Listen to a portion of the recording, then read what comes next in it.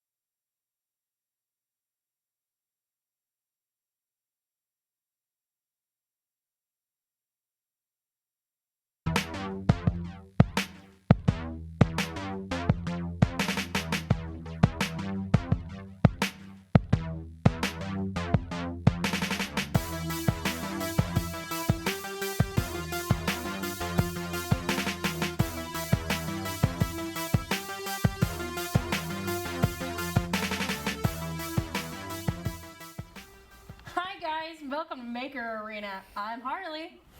You know I have to direct, right? Shh, just shut up and sit in the chair, Robin. Tonight we have Team Bacon and Team McCrotch. With us today in the studio is some of my best friends in the entire world. I'm so sorry. You know, I should be sorry for being their friend sometimes. So, They should be sorry. harsh. It was harsh, wasn't it, Aiden? So this is our second show, and we're letting people compete in teams.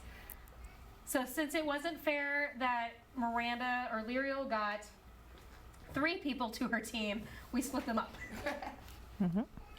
So, who wants to introduce themselves first? Go. Okay, Over here. Aiden's gonna Aiden. go first. Introduce yourself. Hi, my name is Aiden. They'll switch the cameras in a minute. There we go. That's the wrong one. That's the wrong kids. Bacon. Hey, how's it going? So you're introducing yourself. Yeah, who are you? Tell us who you are. What's your real name? I'm Mason. There you go. Jake, Bacon. I'm here to make stuff, do things, Do the thing. crack a joke. Do y'all have any plan of action? The plan is to take all of this and that And make something. and put it all together into something beautifully horrendous. Okay, as long as it's ugly. Oh, it's gonna be. Okay, cool. All right. Well, let's go ahead and You can Sure. make derpy faces the entire time, Aiden. So at our team of crotch table, Our lower thirds. I'm the Aiden. I'm the Aiden. That one's Aiden. This is Aiden. And I'm Miranda. Do y'all have a plan of action? What's your- He's the creative genius, so I'm just gonna do what he says. Seriously, Okay. you're depending on a little kid? Oh. Well, you just got You called are the out. future of the world, sir. Future of the world. Yeah. I mean, y'all aren't wrong. He just got I'm just called gonna sit here out. and do this. So, as I said, these are some of my best friends in the world. I LARP with these guys. Bacon's been on a little hiatus, but that's okay. We're I gotta gonna. pay them bills. We all got paid in bills. Hi. So, I'm the only one. what exactly is our theme tonight? So I think what we're gonna make is an entire. You have to make an entire outfit on one person in your team. Excuse me? I got the little. But you have to include a crown. That's been decided? Yep, it's I been decided decided. it has to include a crown. All right. I want to be a kid. So So, what are our rules? our rules: nothing can be prefabricated. You can only use what is provided. like everything's good for it. You must use what is provided. That's not going to cause any problems at all. Yeah. Everything, all your fabric materials are in the middle of the floor. I gave you some materials on your table to start with. But, you know, as long as you use what I provided, you're good. Okay. 25% Do we have any Yes. judging criterias? Creativity, completion. Oh, that's going to cause some. Oh, come on now. I'm not looking for seams, Bacon. We don't even have a sewing machine. Exactly. So you You don't have have to finish hot your glue. seams. want a sewing machine. You like a welding bead. Yeah, we're good. So, completion, creativity. Uh-huh. And that's about all I look for. Okay. I guess I'll get, you get a little personality when you do your catwalk. Quick question. Okay, You quick say answer. full outfit, Uh-huh. like shirt, pants, shoes? However you interpret this. Okay, because You can make a dress or a we're on TV. Legally a full Yes, outfit is yes. just underwear. Gonna make, Okay. dude, if you make underwear, I'll give you bonus We got a points. monkey loin. No, she won't. I want to make underwear. So, now here comes the fun part. We have, occasionally, a distraction.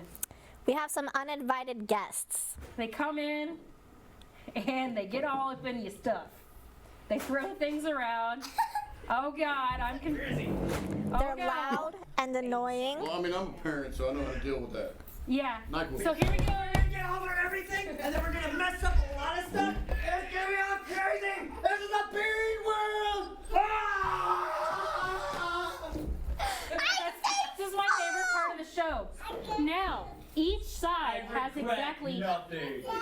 Each side gets one call time. You can call and say, "I want a distraction," and then that comes For the other team. And then so that comes in, and yelling at you. there is no telling what's gonna happen when that storms in. Reasonable. Yep. So, how long do they have? They have exactly 50 minutes. Okay. All right. So, kids, are we ready? Okay. Begin. Okay. Oh, Lord. All right. I need Gaudi. I need Gaudi. All the Gaudi. Got, sir. Oh. Is it- Oh, we've got some sabotage here. We Okay. got sabotage. Sabotage! Arms reach. Oh, yeah. Oh, yeah. So, Harley, I notice you don't. It's just fabric and So, We use it. some foam It's fabric, foam, and hot glue. glue. Okay. I glue it on my There was tape, but I don't know what happened to it. Do you hate your are friends? you little certified bit. to operate that piece of machine? Okay, I can tell. My entertainment value. Fair. No. Yeah, we need to. Yeah, All right, so we're gonna plan. We're gonna plan. we probably should have turned the hot glues on first before right now. No, it's Turned on, I hard think. mode. It's hard No, the surge protector was not turned on. I have a question about the distraction. Okay. Okay, we have answers. If we call it, does it distract the other team? Yes, other team. Full minute. Full minute. Sure, sport. I love that. I think the beard Like a going We on. got what looks like a knockoff Wonder Bread. I want a distraction. Aiden, no. Not yet. I would save it, Aiden. Aiden, you're not gonna call that, Let's see okay? here. Oh, Because you're gonna waste it. it's almost already done. I think that was an apron in my grandmother's house. Oh, and I got it. All right. Oh, yes. So there's Get to a working story. in. I don't know what to do. Look at your materials and go It's through no, it. no secret here that I have, I just whenever have I have a phone in time, my hand I that I want play to an throw card. at them. And I like to help out people who are wanting to learn skills, mainly by being a guinea pig, whether it be cooking, clothing, whatever. Bacon's the best guinea pig. A friend of ours, named Kim, was working on I love embroidery. Kim. Everybody loves Kim. And so she wanted to make a tunic. So we got a bunch of scrap fabric at the house. Gave it to her, said, I'll wear whatever you make. I don't have a picture of it because I broke my phone whenever I took a picture of it. It won't save any more photos now. Allegedly broke your phone, so there are no He actually pictures. literally broke his phone. But Kim's got a picture of him, It Meredith. is, It's pretty god awful. I wear it. I will wear it with pride because it was a gift and I will accept in the spirit in which it was given, but it hurts people. It hurts my soul. Okay, so we have what appears to be already somewhat of a box here, made. Yeah. Okay, so I don't know what we're gonna do with that yet, but here are your underwear, sir. Thank you. Cut holes, and 'cause you're a little bit more narrow than I am. I'm not narrow at all. This appears to have been at one point. Probably. Fair warning, Can we dress the baby? if you wanna. Fair If warning. you can. I have no idea what is in this. I emptied my grandmother's sewing room. If you There's ask my still wife, I more. don't know how to dress a baby. There's still more clothes and fabric everywhere. But there's all kinds of weird stuff in here. Okay, so we got this. And this we could use. As a base. Am I completing this? Am I making this a thing? Go ahead. We gotta have a crown. You have to have a crown. So what 'Cause I said Robin has so. spoken. I have spoken. Cake. we will probably cut this using a tie. You're embarrassed. I think there are some on the ground over there. There's some on the ground. Over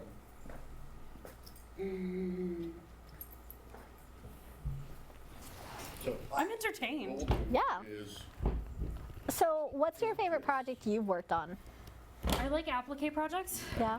Those are some of my favorite. I have a stained glass Beauty and the Beast we're working real hard, sir. rose Okay. in the jar Tools. that I made And myself. we'll get the binding sheet on as well. I also really like my teddy bear that I used for my Silent Hill costume Okay. because I cut his head off Teamwork makes dream work, dude. and then took all the stuffing out and I stuck a water bottle in him because I didn't want to look like I was walking around carrying a water Well, bottle. that burns. And then You're just flirting. so I had that. And You go, sir. I would be careful with that because that's Gorilla Glue too. Oh no. Amazing. Rip around back. I didn't know they made a hot glue version of Gorilla Glue. They do. You okay, buddy? Yeah. They have the big sticks and the little sticks. Still on that? Yes. yes, Be you are. still my beating heart. Around it. Oh, Jesus. Amazing. Are we doing dicks out for her all Yeah, you day? good? I like sitting up here. I feel taller and importanter. I did ask if you were certified best. operator. if you- This is great. And I lied. I said This is amazing. You glue all. I enjoy sitting where I sit. Yeah. Yep. Good idea on the risers. Right? Again? I wish we would have had these years ago, don't you, Robin? Oh yeah. There we go. I'm looking at our some of our comments coming in. Weird. I love that noise. I hate that noise. You don't like that noise? All right. No, I will That is hold the most entertaining noise I've ever had. it's the worst. Here's my it. beard. Feet over the top here. That is your beard. I love that. Okay. Watch your fingers, because that's going to hurt. So cute. Okay. And then what we'll do is we'll touch up the ends here. Right. Make them seal down. Right. We just found a really good use for a piece of plastic. Set that down. So, did I tell you how I got all of the glitter to stay on for the Mary Sue belt? All right, we'll let No. that cool for a minute. Well, I'm a Sir, genius. sir, Yeah. sir, Let's sir, just start with that. Sir, Aiden. you're No something right. cheating. Can you bring a pair of scissors? So, I was doing the last layer of resin and I was painting it on. It was the quick dry So, and have to be the had to model, go sir. fast and put in the glitter. And at that point, there was no way I was going to do a 72-hour clear coat of resin. I just, no, that wasn't happening. oh yeah, no, this is So after I brushed off all the excess glitter, because there was a lot, You like that one? it was a mess. Can imagine. I decided to dump super glue on it, and I just God. rubbed it in with my fingers. Very fast. And let me tell you, We haven't found it. genius. We haven't found any scissors yet. Sorry. So what I'm gonna do is cut this in half. So, Stand up with over your here it looks like we've got Alright. part of a crown, and what The costume. is If you coming want it, out you can. to be a cape or a poncho. Yes. Wrap this around And here. then And then over here I just needed a size. with There you Team go. Go ahead. McCrock, I messed up your hair. In the I crotch. apologize. it looks like we have a beard. All right. And I am Can you do me a all favor? about this beard. I feel like it's gonna be. Aiden, can you face the camera and show us your beard? Yeah. Look, Other one, the one that's red. look at the red camera. Red camera. Aiden, No. look over here. Over there. Look at That camera way. one. I love it. beard. I love it. Got a beard. Run me a bead Right there. all the way down here. You're good. Don't worry. Up. Yeah. Up. Get over. Go over there. Okay. This is funny. This thing. What are you doing? Oh. You have all the glue. Oh. Thank you very much. Yes, sir. You don't use the little scissors in there. And then just run it all the way. No, Aiden, we don't need any more. Yeah, look at that. I feel like she's at a It ain't gonna win severe any, win any disadvantage. owls. But, Yes. Yeah. Her teammate is All over the place. already distracted. All the distractions. This one looks like the things that cow. Here, go help me. Okay, so, cool for a Do second? you want to go down or up? You know what we're gonna do here? With this. Are we doing the crown stealer crown?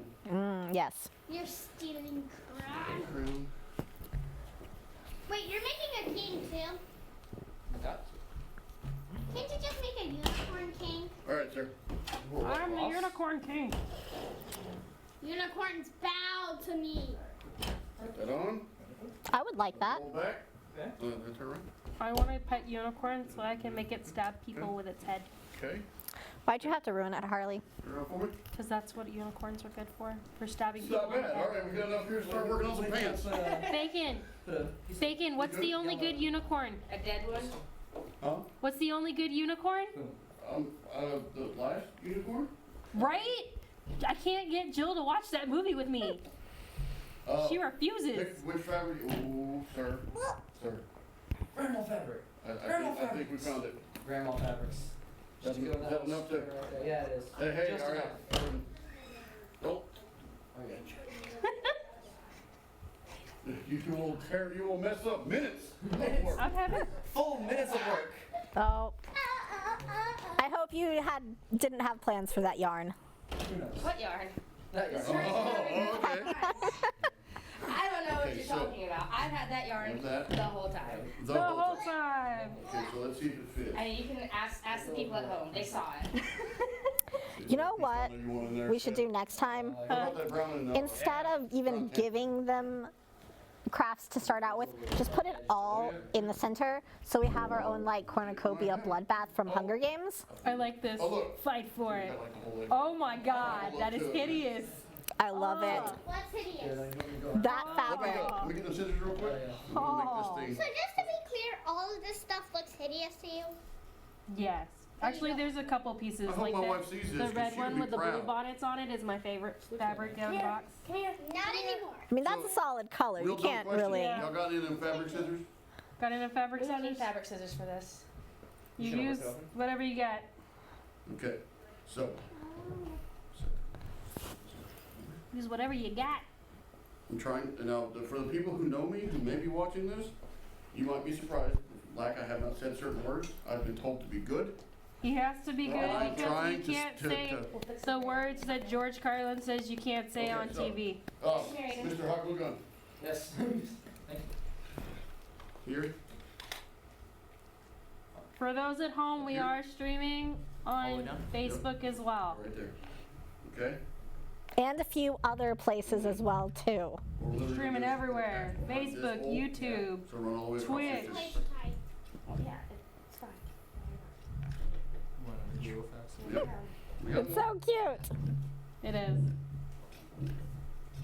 These crowns were a great idea. You did have a good idea, Robin. All of my ideas are good. I don't know. I've been in some of your Bro, that ideas stuff's hot. that were not the best. It is. Oh, Ouch. midget wrestling was the best. That wasn't my idea. I thought midget wrestling was your idea. No. I'm Right intrigued. down here. Koala, koala. Do you think Awesome. koalas was hideous? Teamwork makes the dream work. Go Team Bacon! No, Team you Bacon. didn't. Okay, so we got a shirt. I actually like that one. The koalas are cute. So it's technically No. a shirt. It's a shirt. It's a shirt. From the 70s. Now, do you want sleeves or gloves? Like maybe like wrist wraps. Yeah. How's that? Wrist wraps? Fingerless Not gloves. what you ever. Well, it's cloth, so it would be a wrap. Yeah.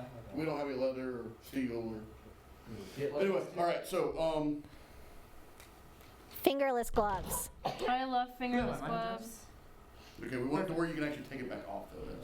That's, No, you're gonna have to be cut out of all of this, your outfit. for movability here. No so, trash cans.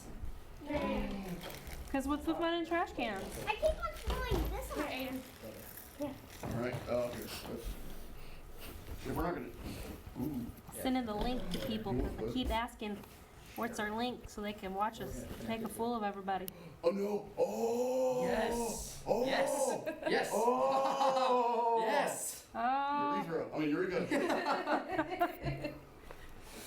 I love it when people You get want to take care of excited. that? Yeah, I will. I'm gonna mess around with the with the boutons. To boot on. I think it's pronounced buttons. That's a bouton. Like the city? Are you trying to say booty? No.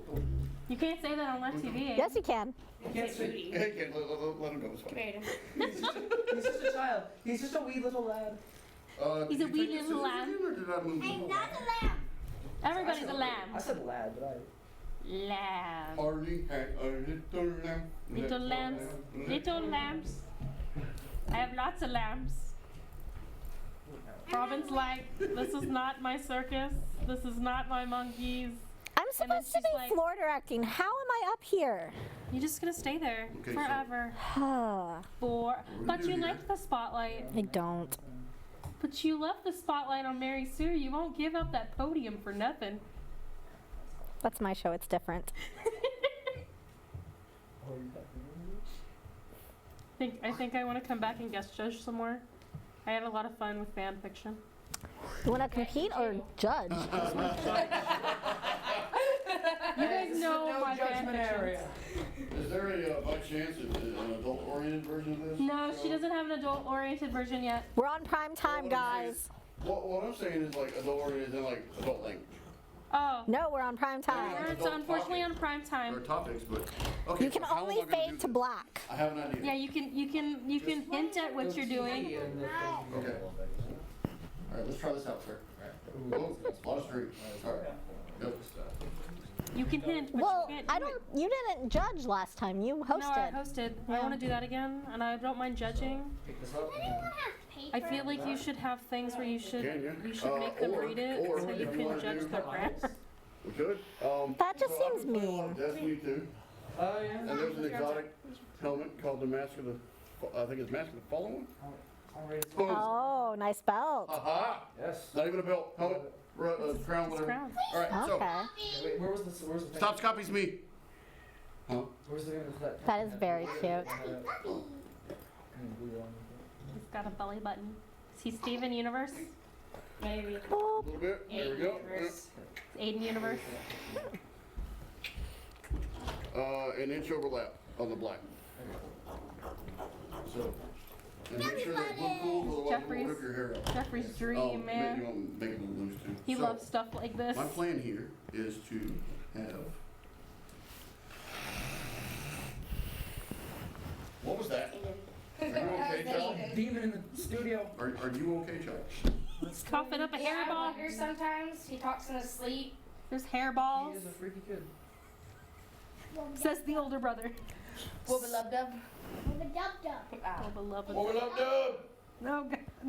If pickles start raining from the studio ceiling, I'm gonna be concerned. I'm Pickle Rick. I thought it was Pickle Jill. No, it's Pickle Rick. It's literally Rick and Aiden. Morty, not Jill and Rick. That would be hilarious. Thank you. I would watch Thank that you, show. Aiden. I would watch the Gravity I would show. watch. How about Jill and Harley? We have a show like that. It's called the Jill and Harley Show. This thing's gonna make me throw up. Tune in. Click the shameless plug real quick. Don't get that like. I mean, it's not like we've plugged 4 other shows so far. See, how many more can we plug? Combat Creations, Jill and Harley Show, Very Red Soon Web. Games, Red Web, Fan service. Fan Service. What is that? That one's fun. You'd like that one. Now, I have Austin, a we really see good idea you. of what I'm doing right here, but I'm not Next sure I can week. follow through. Austin, we see you. Some type of closure for this thing. Yes, there So- are. You want to go get some water? Yes. You can do that. Just be careful with all the wires. Don't trip. Where are they? There's wires all over the floor. No, the water. Oh, so you go out this way, and then you take a left, and you'll see them. Don't see a water fountain. Yeah. Be careful. It's here. I see. So the blind. I'm sorry, you are down a team member now. That's fine. I fully expect. Do you want? Should I stand in until he's back? Go, go, go. I will stand in until he's I guess back. everybody gets one aid help. You can get some aid. Okay. Uh-oh. Until Aiden is back, what do you need me to do? I'm trying to make a kilt right now. Okay. So, this is the show. I don't know how to This pleat. is the show. See, look, Oh. it works better this way. I found a interesting trick This is to gonna be pleat. fabulous. That way, yeah. It's like the fork way, so we could probably use this So, and like pleat that way, a family. and then it goes there. No, No? no. Mason. And then That one belongs to that one, Oh. and Bacon's here by himself. Bacon's here by himself. I like So- this. That one, but All right. So, Harley. So this There. Bacon is Dorian's uncle. The bathroom. and then it pleats The bad like one, I that. like He's the best one. Thank you. Oh, So just And like then yeah. So, what are they making? they are making an entire outfit that had to require crowns. Yeah. It had to come with crowns. Had to come crowns? Had to get crowns. Okay, cool. I like that idea. It's a good idea. Crowns are great. So, are they making a whole? So, they're making a whole entire outfit. Are these teddy bears? They're koala bears. Koala bears are my favorite. Look, you get a whole ugly thing of fabric, Jeffrey, to go home with. I do. no, Yeah. Compensation don't prize. touch that. Aiden, we're done with it. Be nice. There, now you I'm have gonna some make myself a koalas. scarf, kid. Ha. You want one? You want a scarf? Let me make you a scarf. Here you go. Koala scarf. Now you got a koala He scarf. also has a beard. He has a beard. Yeah. Yeah. You're gonna have a beard? Show Jeffrey your How beard. old are you? Old hobo beard. 35. 35? You're Careful. 3 years older than me. Don't trick yourself. 4 years older than me. He's 4 years older than me. I can't count. Then you're 31. Yes. Too mad. So, that is probably one of the I'm worst. just waiting for my cue, because when that happens, I am not Not sorry. yet. You Not can't yet. say it. Mimi has to I say try to it. keep mine short, but I'll leave it some Go to flavor. elementary school. Gotcha. Aiden. All right, Oh, so I've been there. It was How's that torture. for a Enjoy So- it while it lasts. Oh, right. cut that into strips. Enjoy So- your freedom while it lasts, And kid. that way you also So, have for those who friends. I don't like know them. at He's home, Yes. Miranda watches Dorian all day. Oh, that monster. Where is he? I need to go grab him. He's hanging out. Did you lose our child? We There's lost a the baby. possibility that I may have Okay. lost a child. Do it. Robin? Hi. Kill you. I'm not in charge of children. I'll warn you, these two are really protective of their baby. So if you I'm lost not. Is him, this supposed to be your beard? That's This his is beard. the coolest beard ever. Okay, got some awesome beard and he's got a belly button. Grab that gun for I me. think that's just a belt. Oh. I'm not even- Oh. Yay! I'm sorry. It's tradition that anyone uses a hot glue gun will get burned. Everybody I'm has. professional at Already. that. Man, So, okay. Professional. remember, thought that hot one glue and is I the didn't Gorilla glue. Glue. Oh, not my fingers. That one's Gorilla Harlan? Glue. We need No. to have a burn counter. Why? I think it's like 4 now. Because I love Why? the Gorilla Glue. Can we get a burn counter? You know what? Okay, we're gonna start Cannot- the next show. We're getting a burn counter. Is that going to Burn counter. It'd be like become affected in the score? Like Yeah. add points or negative points? Yeah, Or it Okay. just could be like a comedy roll. yeah. Da-ding! Somebody else got So if burned. you guys are just streaming in, this is the Maker Arena with Kaiju Labs Media. We got our show host Harley and Robin tonight. I'm supposed to be floor directing. Yeah, Just sit in the chair. All right. You sit in the chair until Mike gets here. So It's floor directing. so they are making a whole entire outfit, and they have to also wear a crown with this, correct? They have to make the crown. Yes. They have to make the crown and a whole entire outfit with the crown. Yes. And they have less than 30-something minutes left. You're gonna have one Not bad. rap. Okay, That's fine. we got time for I'm it. Michael Jackson in it. You know? Ow! It doesn't hurt me, Miranda. You're sitting over there. Go help High her. five, kiddo. Yeah. Go help her. You have to go help. Go Go help. out. You can't hang out on the stage the entire time. I've been in art. Well, I've been in art class and got burned, I voted. and I did not. You did vote. We're proud of you. Who's for? Why even? You don't talk about politics. Rule number one. I'm just happy I got a sticker. it's like I got a sticker, yay! So today at work, Back over here. I went to a memory care ward and we painted sun catchers, and the only thing I could think of was Jeffrey would have so much fun doing this with me. sun catchers. Yeah. What's so a you- sun catcher look So you know those little plastic Light things, and you paint, and then you hang them up, and the light comes through them, and it looks like Oh, okay. like? Oh, okay. Yeah. the only thing I can think of is Jeffrey needs to be here to paint these with me. I didn't have enough What pokey do you want things, me to do? so Do something with that yarn. So, a little. I'm telling Aiden to do something. Should with make a wig. Around. Don't Make worry yourself a about wig, burning Aiden. me, you're fine. Oh God, don't do that. And The then yarn's push gonna go that everywhere down. like a cat. Yep. That's you. Oh, I will. I You know what? already Is it know fall through? on both ends Which is on okay. what I'm going to go after. Do you Because I really really just want to? should've Fine, here we go. No, I'm gonna do the Into thing. the, There you go. Sorry, I'm not. where I built it. Now you're in a chicken. It's like that chicken, that. You know what I'm talking about? The video. Don't make me put it on. Yes. I- Robin, I broke Robin! Don't make me do the chicken Lady Gaga. It's amazing, and it's Don't the forget, weirdest thing ever. Jeffrey. It's front, Oh wait. left. What? Yep. So it's front. You gonna lean front, This is. and then you lean to the left, and then it's to the back. How do you actually know this dance? That's the Because question. I watched this Chinese Lady Gaga video with chickens. Chinese Lady Do you Gaga remember video. when you showed that on fan service and I couldn't breathe? I was laughing so hard. You were red. You were just red. For the entertainment of So look at this. I like this. So she's using not just the table, but the whole area around her down there. No. She's playing it. I'm breaking my nose. Stop facing makeup, you're spending too much time. You're not supposed to have your phone out, Harley. I'm never been more confused in my entire life.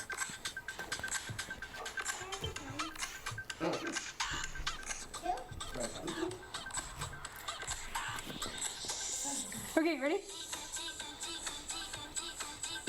Have you had vampire teeth this whole time? Yes.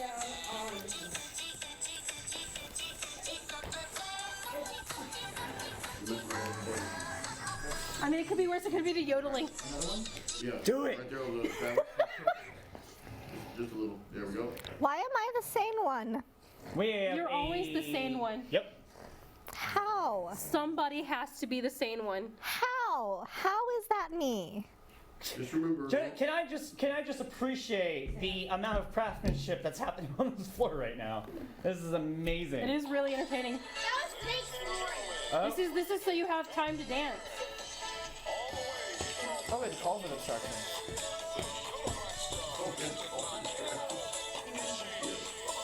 Alright, then you pull it here. You know the story behind this guy? I love this guy. Well, so he went to Germany, Yeah, he's a fell Japanese, in love with yodeling, and so he just started yodeling. and now he makes chicken videos. Have y'all seen the video of the guy whose girlfriend broke up with him before their trip to Japan? And so he goes to Japan with his dad instead, and he just records himself singing Mamma Mia all over the place. Oh my yes. Yes. It's so good. I love it. I love it. I love the chicken guy. All I right. also really like Chicken Attack. I feel like it's almost that time. It's coming together. We've got Somebody someone can do the call math. anything. Someone You do got the math. 20 minutes. 20 minutes left. So just so the contestants know, the rules of just when you call out distraction is that I go to the opponent team for 1 whole minute, and I can do whatever I want, and the opponent team cannot stop me. Can I just say, 'Cause the last you don't have The last to use time that it. happened, a head fell off of a puppet. She did not glue it. It was not attached. I did not rip it off. I was not okay. I But- thought I was gonna finally break and pee myself on live TV. And I can do anything. You can't stop me. I mean, you can't do anything. Because we're still on live TV. Can you fly? And I'm here. I'll stop I you. wish not to be I Peter don't Pan have any tonight. pants for you, sir. I Peter apologize. Pan. No, that's fine. Then do I have to, I have to I'm work highly just this way. entertained. Say the word. Pineapples. Dang it! I have a pin. Oh god. Pineapple. That's the worst one yet. Pineapple pin. Is it Ryuk? Apple. Oh god. Got a pineapple. Kyle's gonna be I have a Pineapple pen. pin. I have an apple. Pin. slow. Pin pineapple. Actually, you know what? Hey, do you want to do that real quick with our crewmate? Kyle, you want to call Kyle? Kyle, come on in the set. Kyle, come in the middle and sit right over here, Such buddy. professional. Come do this Real dance. quick, go ahead and do the pineapple thing. Let's do it. Let's do it. Look over here. Got a pineapple. Pineapple pan. I got an apple. I got a pin. Apple pin. Pineapple pin. Apple I pin. don't know the rest, so I'm Pin pineapple. Apple pin. All right, sir. Yay! Calm down. Calm down. Calm down. Yeah, perfect. See, we never have so much entertainment tonight. We don't know what to do. We should have kids on the show more often. We should. We should have a kids show. I would love it if we just like Jeffrey, everyone. do you want to do a kids show? Can it be the wrestling children's story time? Yes. Yes. Yes. This is perfect. Well, so we're gonna do a kids show now, and it's gonna involve wrestling. The wrestling instructor, Wrestling Robin. story I time. really would love just one of these teams. I don't- to- I've I got have a been ring. craving. Gauntlet, I've been I am gone for okay with 3 weeks, guys. He's got a weird bullet hole from a spider bite. Let me see. Whatever. Okay, It's I got a covered picture. up in I have a picture. bandage. I have a picture. I'm not gonna. This is what happens when you get. This is bit. what happens when you go to the hospital for 3 weeks. We're good. Yes, I We're was good. in the hospital for some time. I almost died. You didn't show me any So, pictures. Look how gnarly it is. Wait, which one is that? The one you sent me the other day? Let me see. Let me Is see. that the post-surgery? Oh, yeah. That's post-surgery. That's the other, literally the other day. You can fit a quarter in there.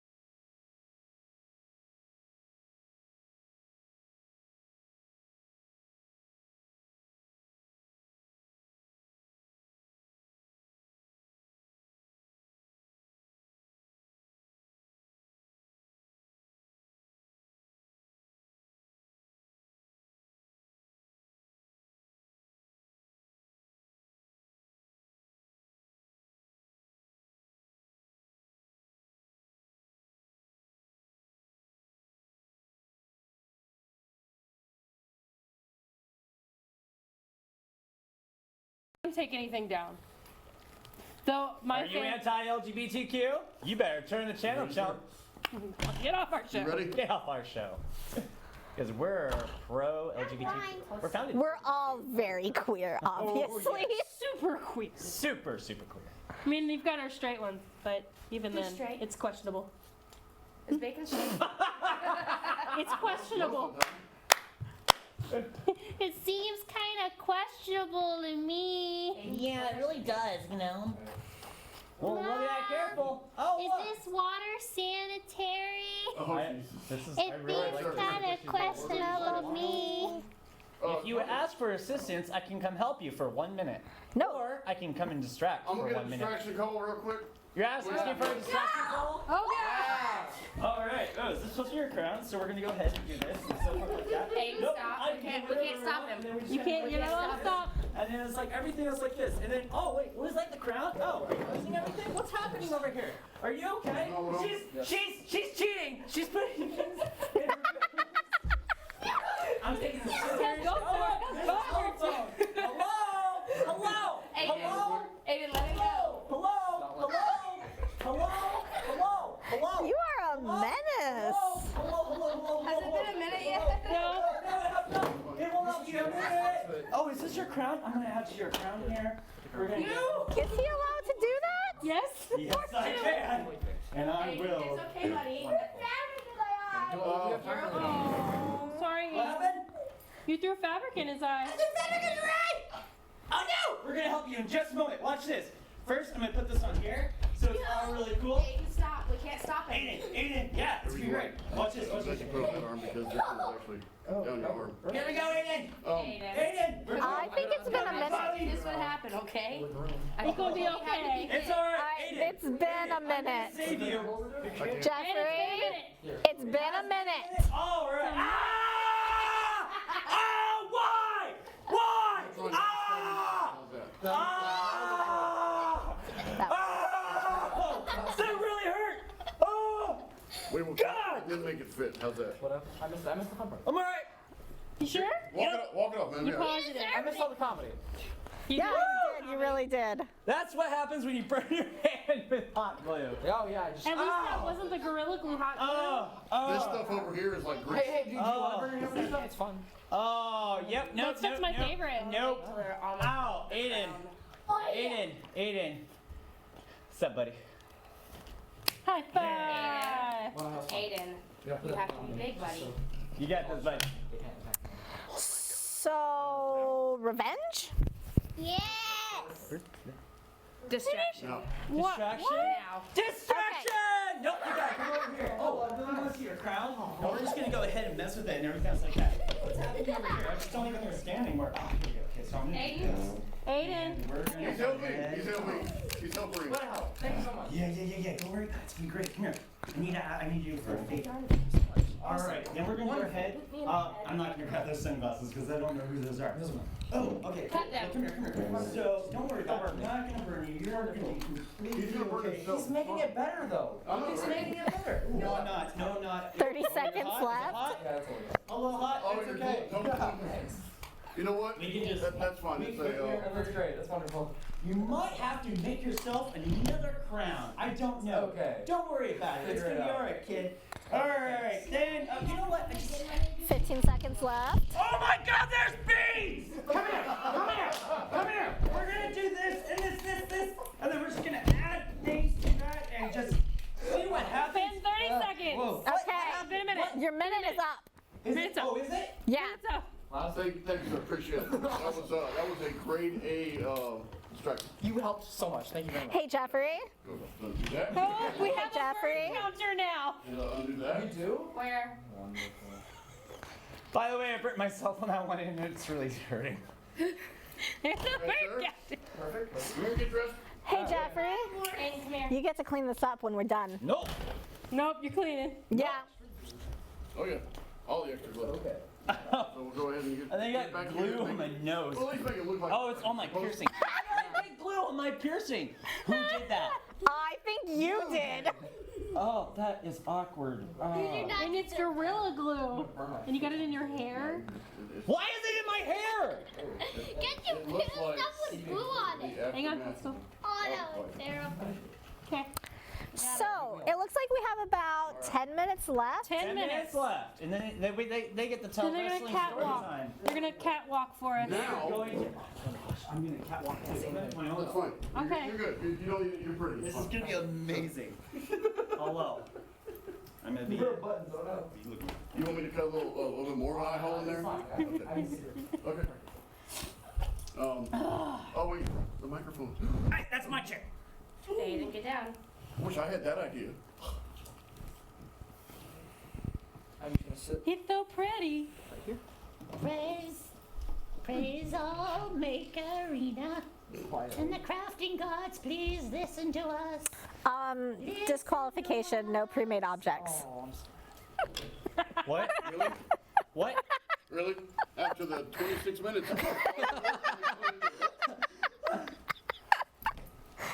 Oh my god. Choices. Ooh. Oh boy. Oh, this looks Yeah, familiar. because there's hot glue on the crown. There's plenty of hot glue on the ground. Burn. You know what the best part is? I'm not cleaning up any of this! You're cleaning up! Don't make me sing the cleanup song! Don't worry, I got it. Okay. The best part is it doesn't work. It's just like, I guess being studio mom has its advantages. It I will does. make Jeffrey clean up. I don't have a whip anymore, so I can't whip him. I don't need one. You can only do that with Dorian. No, I can do it with Jeffrey. Sorry. Gross. Sorry. I can't say that. He's too young. You will Okay, scold him in front of the whole wide world. No? I will, young man. I will scold him. Oh. See, Jeffrey, and this is a big glue stick. That goes to them. Yeah. It's their glue stick. oh, thank you. The pink is back. Somebody just threw up all over my crap table.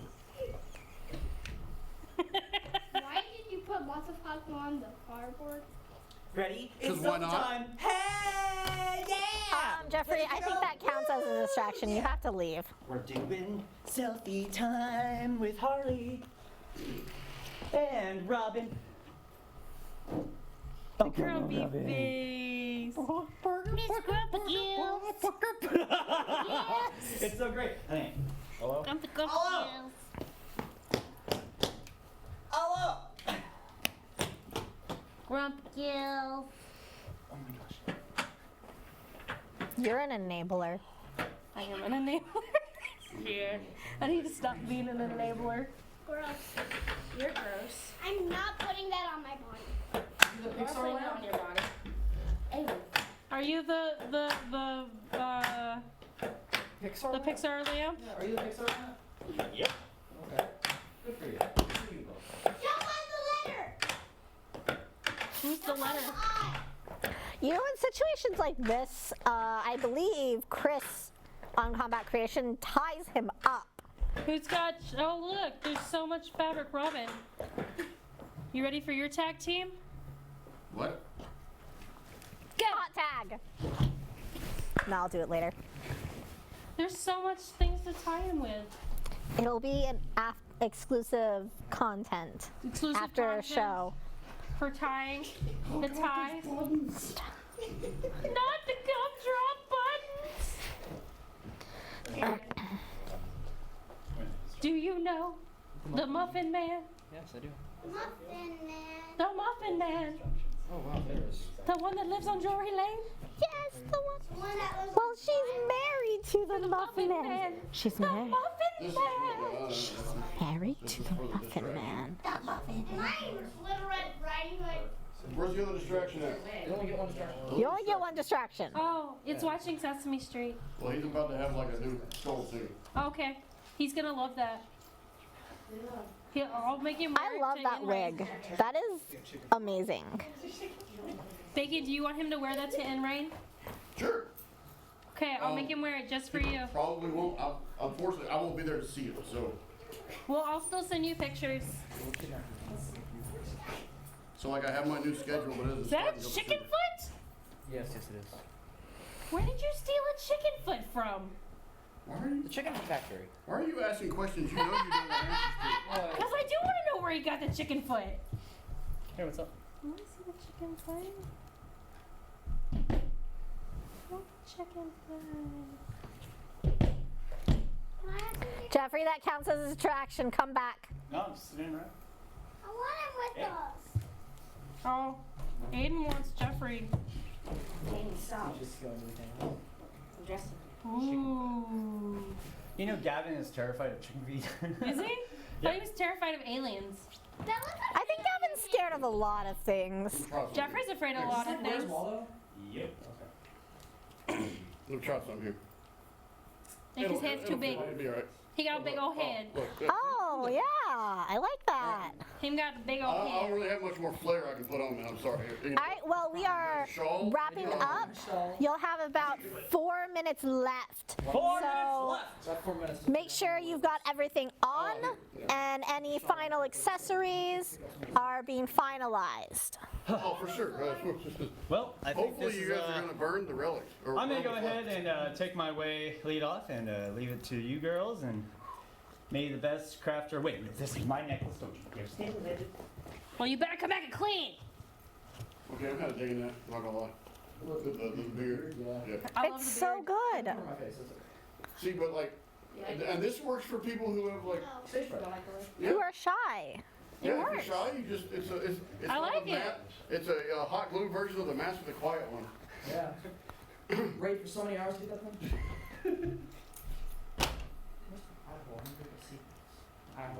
Can't-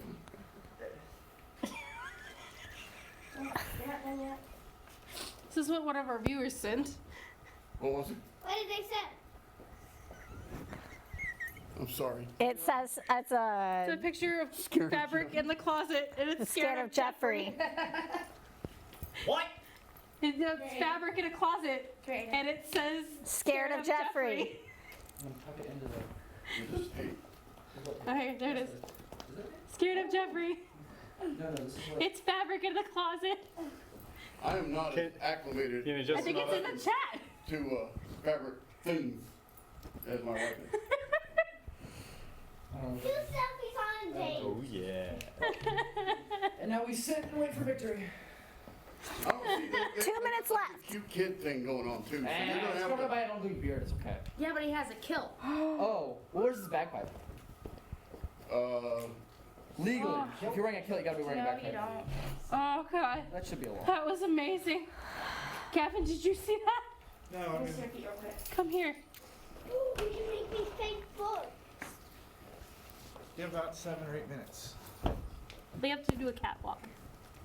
Are you gonna be able to walk a catwalk? Okay. Lords and ladies of the realm, our CEO, Kaiju Live Video, Gilman Stone! He's gone already. Better let him down. 7 minutes and we'll start playing the video. Okay, so you've got 1 minute left. Fun. 4 minutes, 1 minute. Did that time travel again? Yeah. You did. You got 1 minute left. It happens a lot when I close my eyes. It happens. So where are we gonna have them catwalk? Team In the Bacon- center? Right through the center. center of the mess Team that Jeffrey Bacon is made. officially done Sounds good. with their Sounds good. entry into this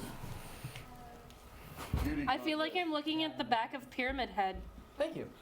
because he didn't have a back to that costume. It's a hospital room. It doesn't need a back. Yeah, I got a shoulder cover back.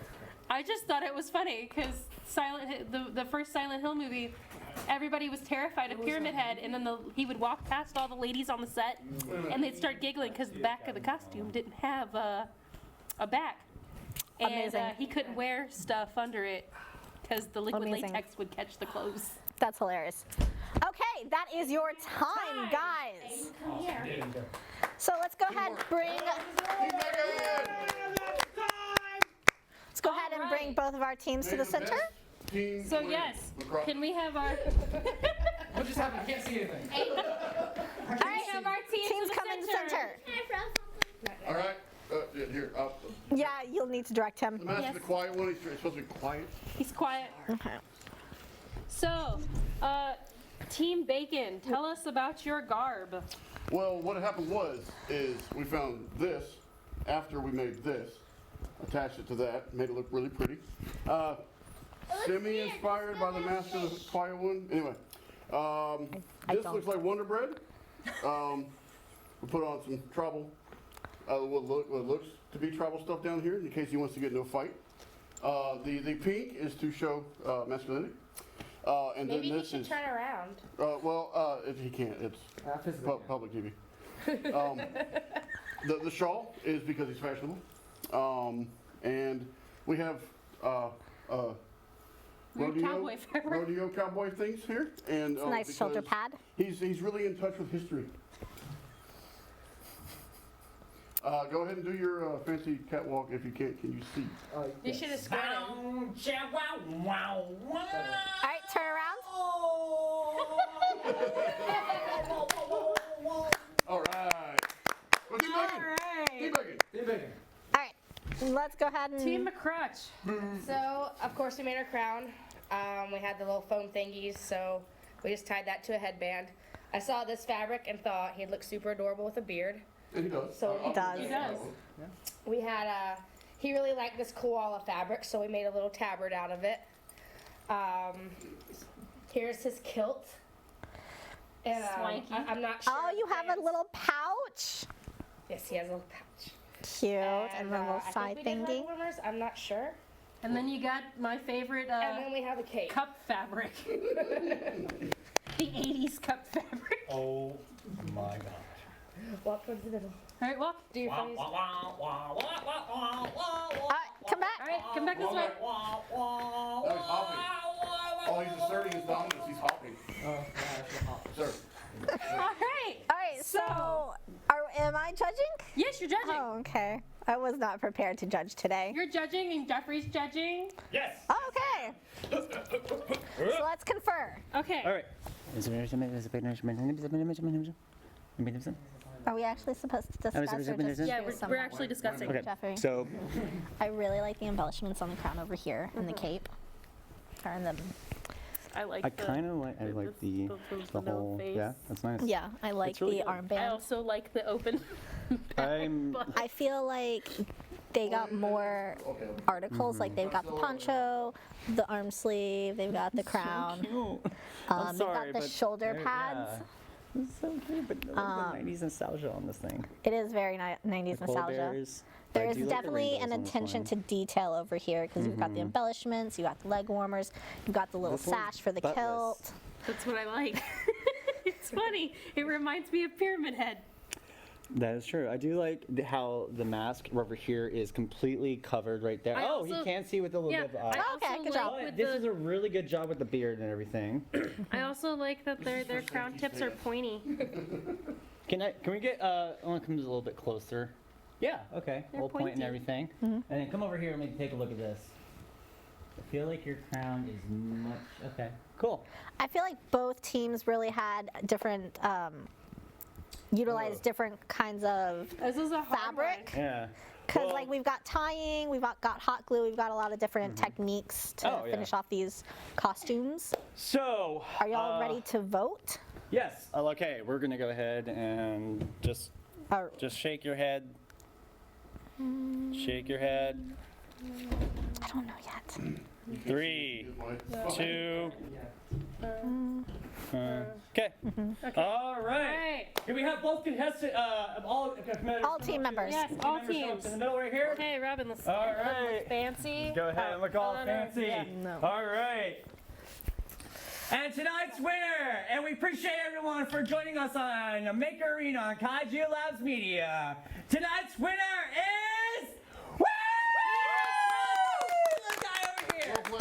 We appreciate both teams and the amount of work that you guys put Yeah, into there we go, this. We really You guys just did really good. love the though. creativity that you were able to handle. I mean, I still really like Mason's crown. This is Yeah. Thank you. This is awesome. Harley, this is amazing. Robin, thank you so much. Everyone, we really hope you enjoyed Maker Arena on Kaiju Labs Media. Tune in for more content. Stay tuned because we got some more stuff coming up. You're In the cleaning. meantime, May I just room? I gotta get cleaning. It's up to you. See you guys later. Need help? Yes, please. Yes. May I? Where's the broom? Oh, yes.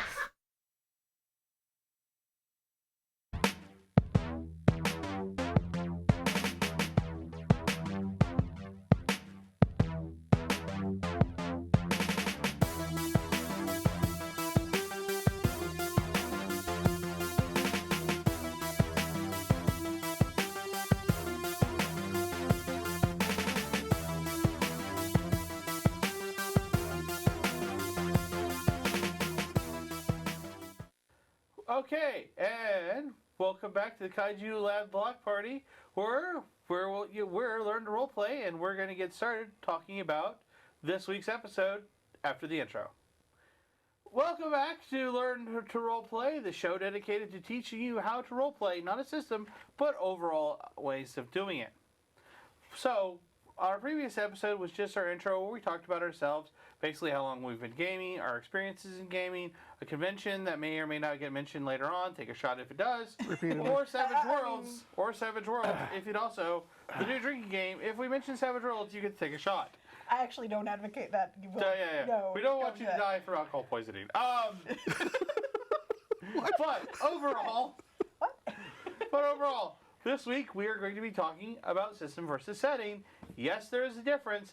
Yes, it is important to know. Otherwise, I wouldn't have forced these people to spend 25 minutes to talk about it. I mean, I kind of have to be here. I know. I don't. Somebody has to keep this one in check, honestly. And you're more interesting than I am. So right now we're going to talk about what is the difference between a system versus a setting. And Jeff, we're going to go ahead and start with you. What is a system? So the system of a game is basically the mechanics. What makes it work? It's how you govern the dice. It's the rule set that tells you what you can and cannot do, or how you go about performing tasks or activities or that kind of thing. A good example of well, every game has one. Right. Dungeons & Dragons has their D20 system. Their system, which is commonly known as D20, although 5th edition is a little bit different than their original D20 system. Yeah. There are a lot of them that are game specific. Call of Cthulhu. Call of Cthulhu, Shadowrun, the Worlds of Darkness system, which is basically all of World of Darkness. Literally is Mage or wherever. Werewolf, vampire, fae. Changeling. Yeah. Changeling. And then there are a lot of them that are generic. And by generic, I mean these are systems that are applied to multiple settings, right? An example would be the Genesis system from Fantasy Flight Games. It's also the system that's used in their Star Wars line of games. Right. There's also Fate, which is made by Evil Hat Productions. Savage Worlds, which is one of your favorites. Well, yeah, which is all of our favorites. Which is by Pinnacle Press. Thank you, Shay Hensley. And Taji is a pretty generic system, very well written, but still kind of on the generic side. And then there's the ultimate generic game, GURPS, which literally has generic in its name, which stands for Generic Universal Role-Playing System. Yep.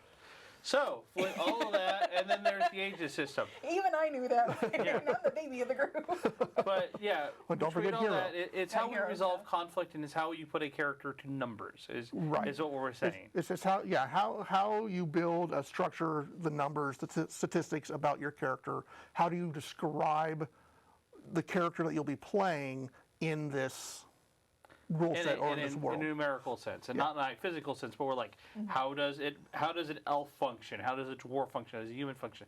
How does a mech function? Right. How good are you at certain skills? How strong or smart or charming are you as a character?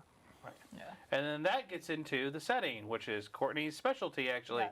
Literally a writer of a setting. Yeah, I'm a world builder.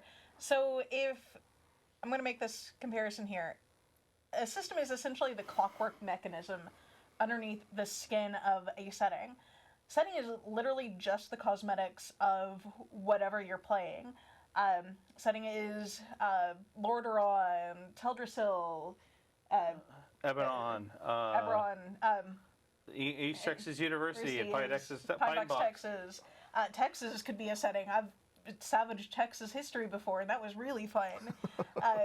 And Star Wars. Savage, I'll put down below. Star Wars is a setting. All those planets like Tatooine and Coruscant. It's literally how the world looks. It does influence a little of how the world operates, but it doesn't influence it that much. It's literally like we're all driving like meat-coated skeletons. Well, we all look very, very different. So we're all running the universal system, but we're not running the same setting. Can I get a re-roll? I got a couple stats I want to reply.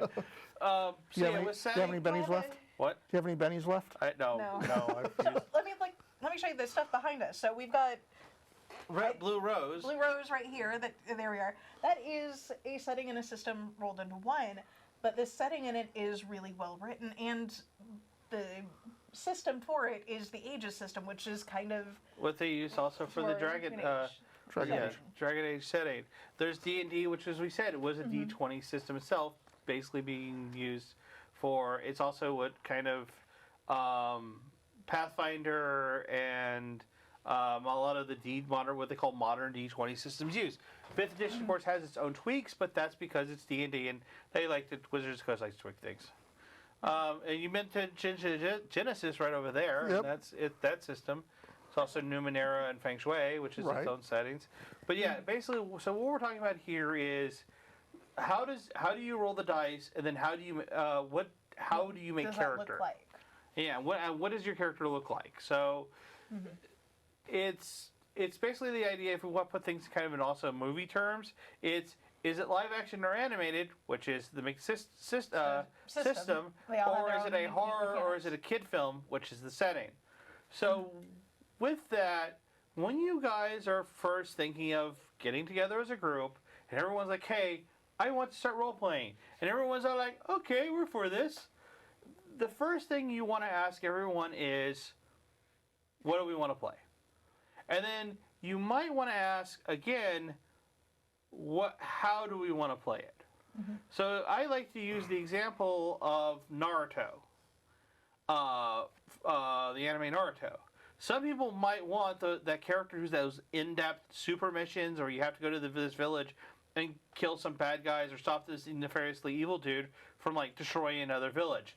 But some people might want like the ninja politics. Like there were episodes and arcs where like they were like Naruto and then we're dealing with another group of ninjas who weren't out to destroy the village but conquer it from the inside. They were members of the village who wanted to take it over because they didn't think it was being led properly. So in D&D terms, also you can look at it this way.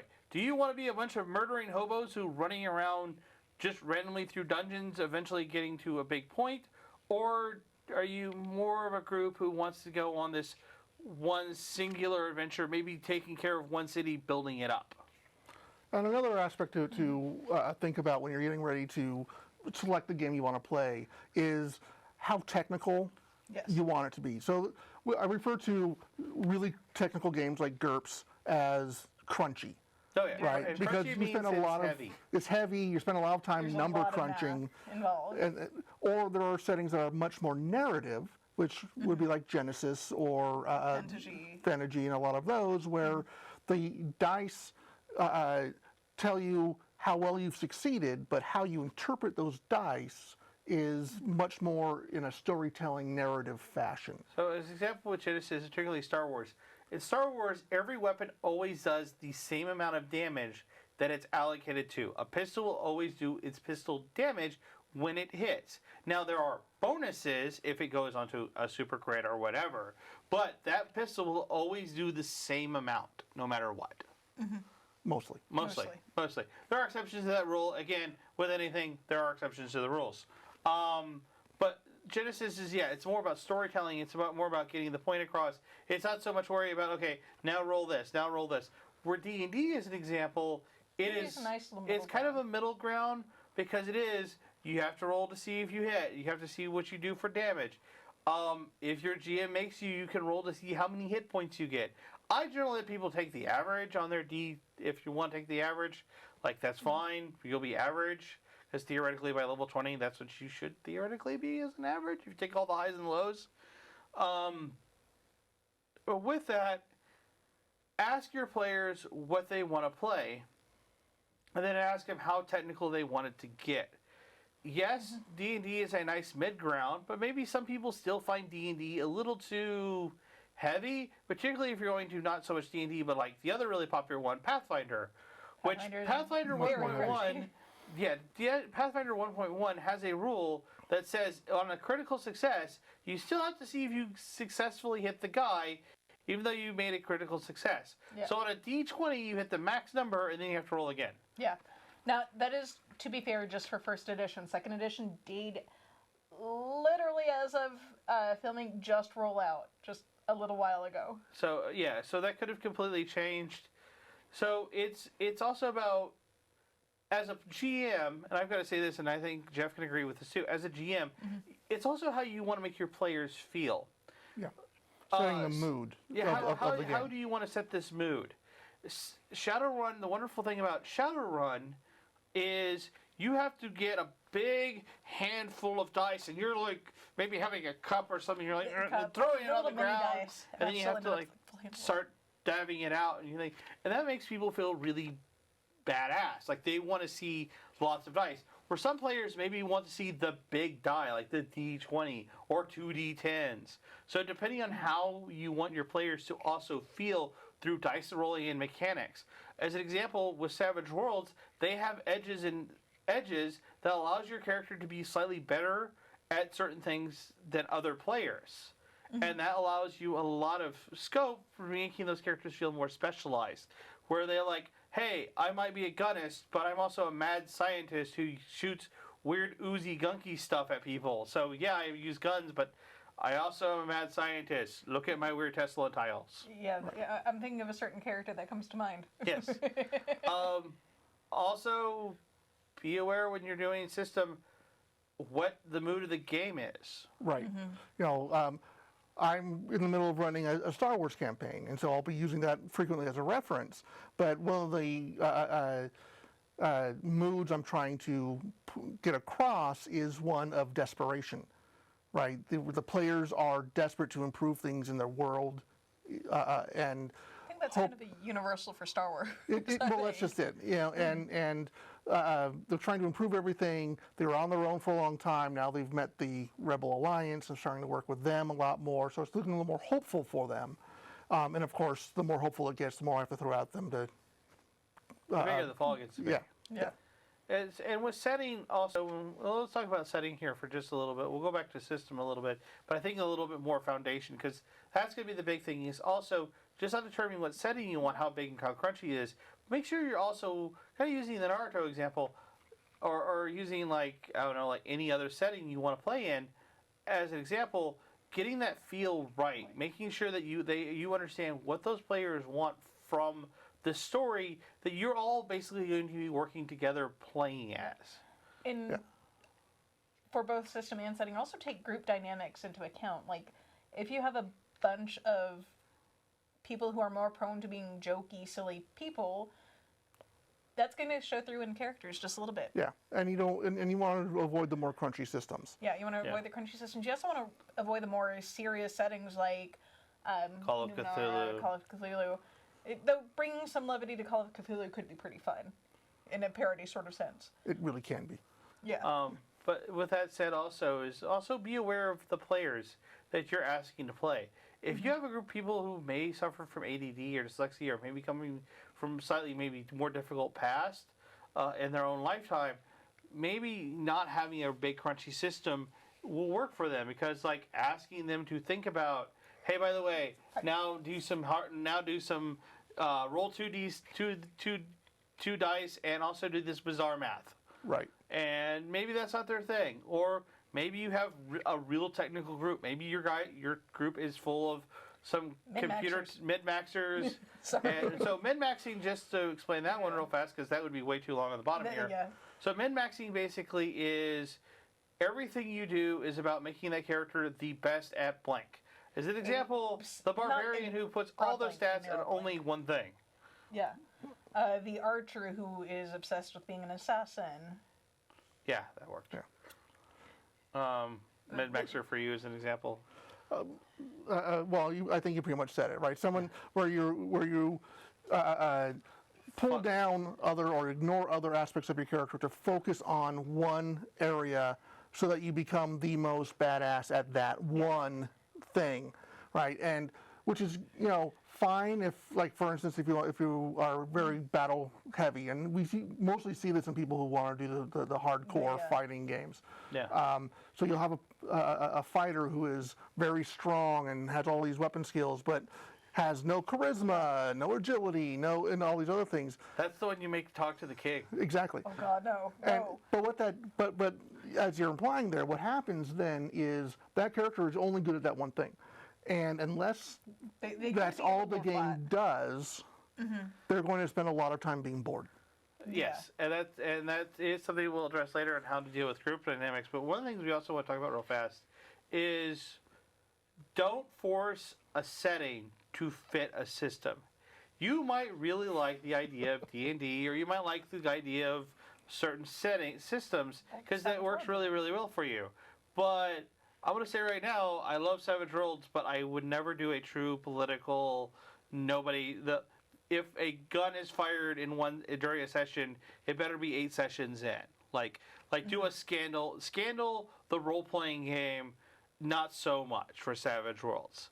Like, it is an action-based game. it is an action-based game, that's why it's called Fast Furious Fun. So, but don't force your setting to fit your system. Don't do Mobile Suit Gundam D&D.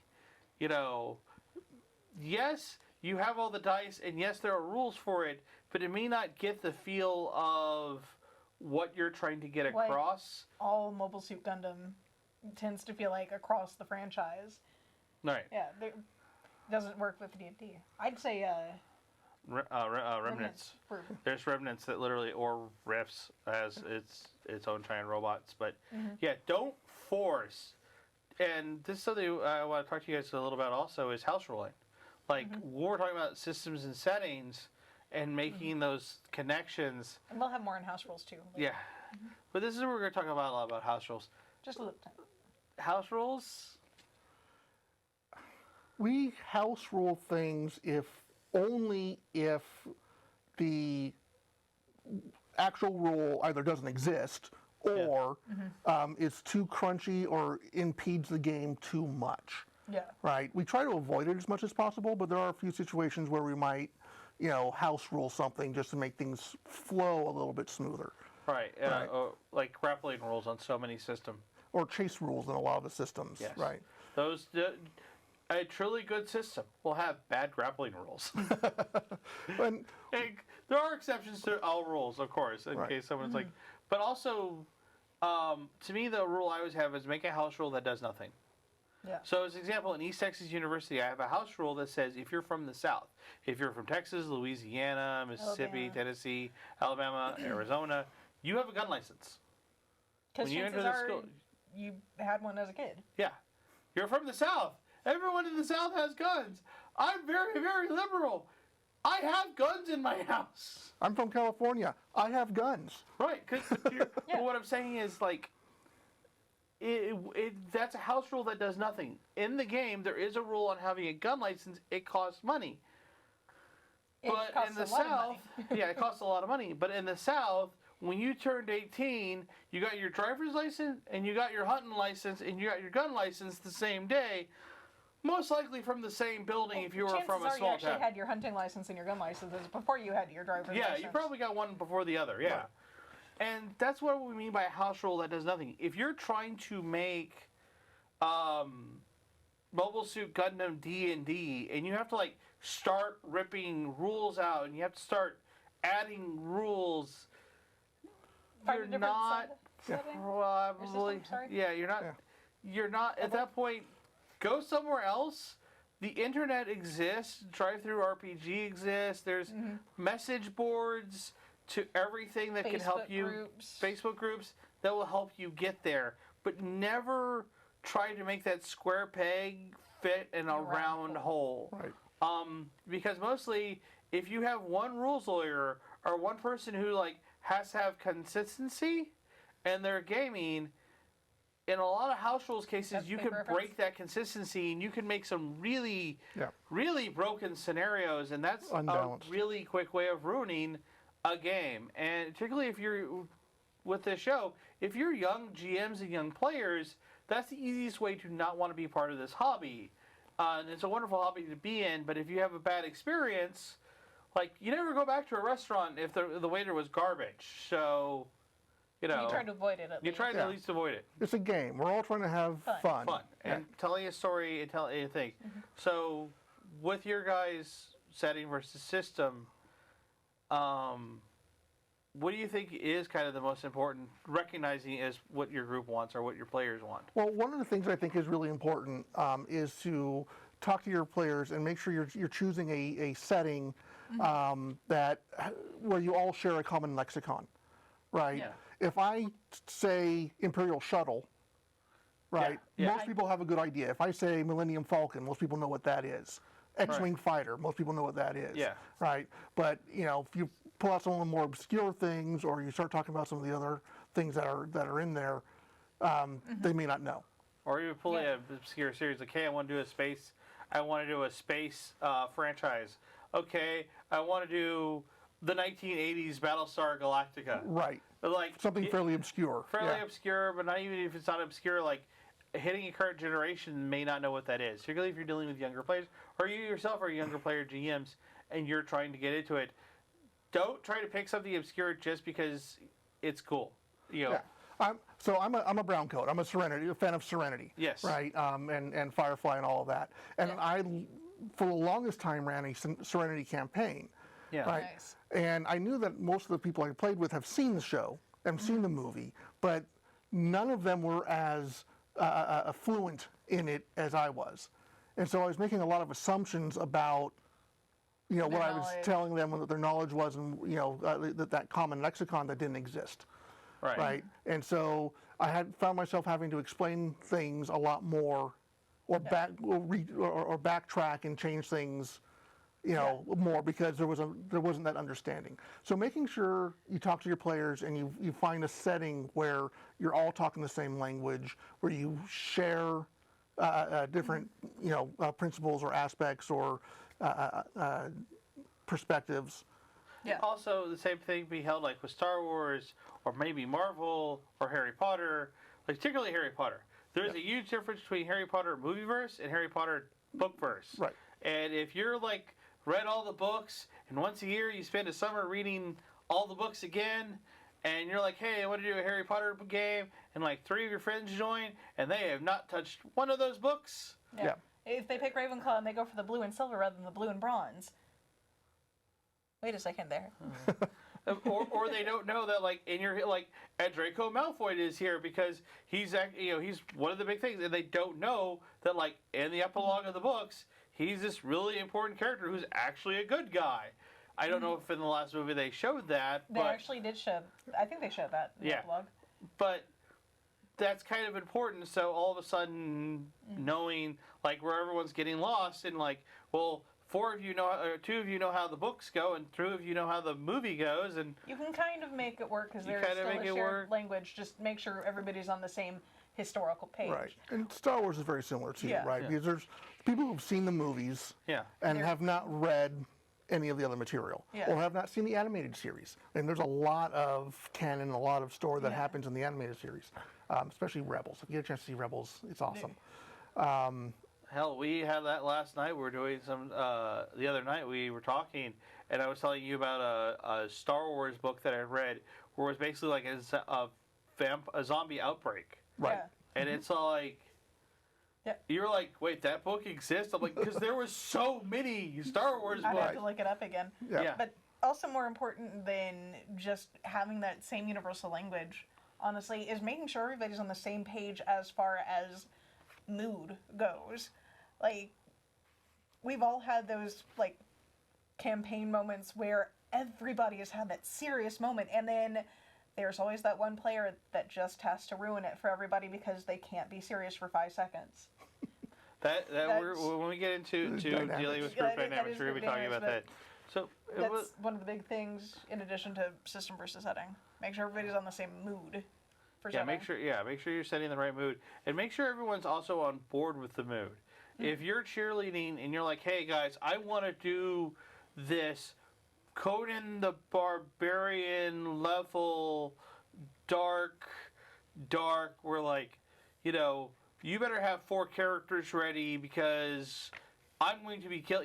Players are going to have the potential to die here. High fantasy or mid fantasy setting. Warhammer Fantasy. Warhammer Fantasy or Conan the Barbarian or whatever. Beastmaster. Dark. Yeah, dark. Someone please turn on a flashlight. I need to see my feet. Level of darkness. Make sure everyone really is on board with that. And if someone has a hesitation about it, bring it up to the group. Because doing this might be slightly annoying right now. 25 minutes from now, this is going to become unbearable, and she's going to punch me. In 25 minutes. Exactly. She's not going to get punched. She's going to get bit. Right. But after several sessions, you never want with your games versus with your setting to make it feel like a chore. You also don't want at the same time with the system where like, okay, roll dice, and everyone has to remember how to do that because the system may be a little too crunchy for them, or it's not really kind of what you guys are wanting to do. Then try something else. Move forward with that. Never be afraid to try a new system or a new setting, because I wanted to play ETU. I had a lot of people who were on board with that, but after a while they realized it wasn't for them because it wasn't as combat oriented as they wanted. We then went to Rippers, and we were killing zombies and Frankenstein-style monsters throughout all of Europe, and all of them, everyone was having fun. The one person that, the second best person at stealth should have rolled all of his stealth rolls well, but failed miserably every time. And that's another thing for picking a setting is don't just look at success, look at how it treats failure. Some systems treat failure as an okay thing. If you're having damage, like every time the system says you fail a roll, you have to read a chart. That's not really your style. Don't be afraid to say, you know what, maybe not this one. Right. Let's go somewhere else. And there are, and we, talking about systems and stuff like that, if you're not into crunchy and you are more into telling a story, then looking at some of the more narrative systems like Genesis or the upcoming Gumshoe or Cortex Prime that's coming out hopefully soon. Yeah. Where it is about the story and not so much about the roles. And the roles add to the story and influence the story, but it's not about that. For instance, in Genesis and in Star Wars, there aren't even numbers on the dice. They're little symbols. Yeah. And then your job as both the players and the GM is to interpret what that means. And in Star Wars and Genesis, you can have a success, but something horrible happens at the same time, yeah, it's or as a success result. with threat. It's success with threat. Like you or the other way around. Yeah, or failure with non-threat. Like we had one group person, like I was wielding a gun, a room clearing gun, and I succeeded with threat. So the idea was, well, I got a little too rambunctious and the gun got a little too loud. And by the way, now half the bases are completely aware of what room I'm in. Right. So with that, what I have to say is, with system versus setting, talk to your players. Again, ask what they want. Ask what they feel comfortable playing. Ask everyone to be honest about it. Yeah. Like, if someone wants to do horror, but they're more of like Goosebumps or Saturday morning horror versus like having Eldritch people horror. like or Silent Hill. Yeah. There's a fun story we'll tell you after filming. Don't be, let everyone know. Same way with system. If you have a group of people who don't want to roll super massive amount of dice or heavy dice, don't let them do that either. But right now we do have to get going because I forgot to stop talking. Yeah. So definitely stay tuned for more Kaiju Labs Media Block Party. The next episode is going to be the big sys games and settings and positives and negatives about both of them. Yep.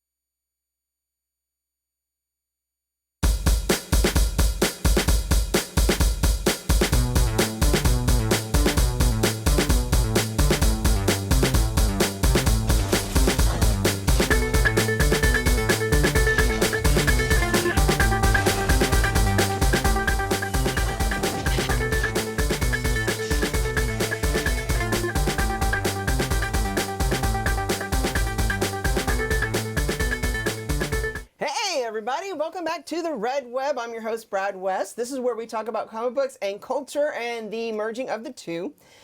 Today, of course, my partner in crime fighting, Mr. Greg Burrow, the Batman to my Robin. He is here representing Dragon Lair Comics and Fantasy, and you can check them out on Anderson Lane. And you're gonna be at Wizard World this weekend? Friday. I'm planning on going on Friday. Yeah. Just to hang and be there? Just to hang and be there. One of our very, very good friends, Robin Johnson Jr., is a cosplay guest there. And so I'm going to go and hang out with him and hopefully get a couple pictures with him with some super people. Oh, yeah. Go. So. You've heard us gab about Rob before. Go check him out. Support him. He's awesome. My husband, extraordinary. We just celebrated our 19-year anniversary on Halloween, so I'm super excited about that. So Bo is joining us today. And then my lovely friend BJ over here is going to also, he's a fountain of knowledge and snark to match my own. So we're going to have some fun running down a little bit of interesting stuff. This is another one of our lighthearted episodes today. We're not going to get too deep in the politicky today. We're going to go into some like fun and interesting kind of new way to look at the comic book world, superhero world actually, because we're talking about superheroes here mostly. And today's topic is superhero subgenres or other genres within the genre. So first we're going to talk about basically what is the superhero genre, and this is actually something that over time has gotten much, much broader than originally. The idea of a superhero is still relatively new, even though the classic hero's journey and the Greek heroes and the powers and stuff like that have been in literature for many, many, many, many years. It wasn't until, of course, Superman in the 30s when the whole idea of a mere mortal or et cetera, with superpowers far beyond those of normal men came a major thing in the consciousness. Qualifies as mere mortal. Well, no, Shazam. I'm mixing my heroes, okay? So we're getting, it's a broad stroke thing right now we're talking like. But basically, the whole superhero thing, it really hit off. It was kind of locked into that action-adventure vein, and they had taken some cues from the pulp comics of the time, so that's where the crime fighting and the betterment of man and all that kind of stuff. And of course you have your Greek hero and your classic hero journey influences, your gods and your mythology, and that all kind of muddled into there. But for the most part, superheroes were seen as action adventure characters, and that was what it was for the longest time until they fell by the wayside. And I think probably a lot of that was probably because they didn't really have the forethought to expand past that. In the time when it was a new genre, it was its own separate entity from westerns and from romances and from horror. So when they after World War II, when they weren't as influential culturally, then it went back to the romance comics and the western comics and the horror comics and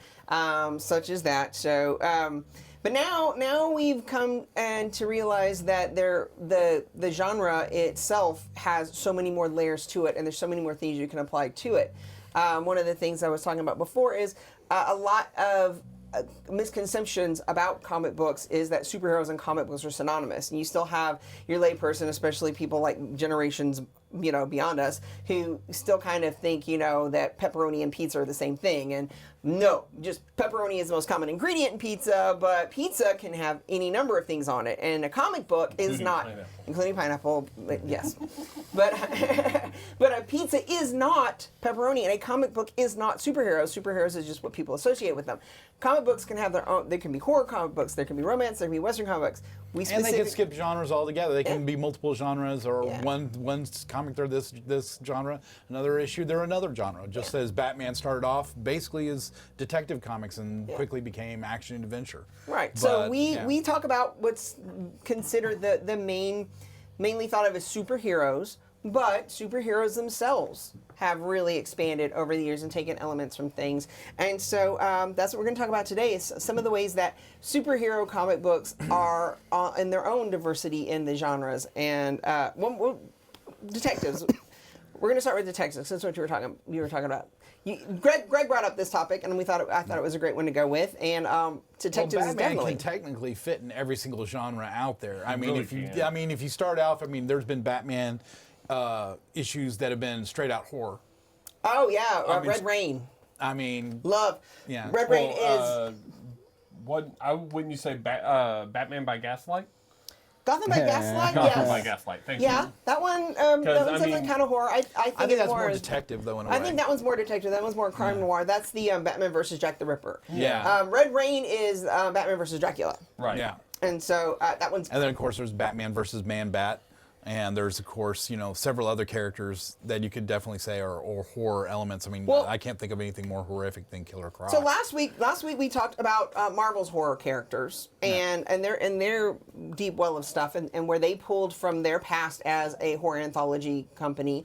But yeah, DC has some great ones. And once Marvel started opening those gates for things, we talked about Morbius was very popular. And yeah, Man-Bat was exactly just like that. Man-Bat was their answer to Morbius. And he ended up getting his own series for a while. If you're not familiar with Man-Bat, the character, he was a scientist who was very much I can't remember what the with Batman. Well, no, he was actually he was all about bats.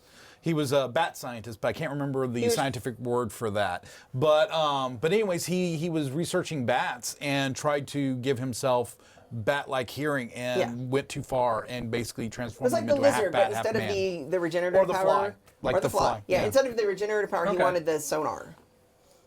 Yeah, I guess I always remember the animated series one where he wanted to be like Batman. Oh, and then yeah, they did use him in the... Because they used him in the animated series. Yeah. Right. And that's the story they used, is that he wanted to be a hero like Batman, and so he tried giving himself bat-like powers, and it went too far. Yeah. Right. So that's how I remember it. Yeah. Yeah, Batman is a great example of it. The horror ones. Romance with Catwoman.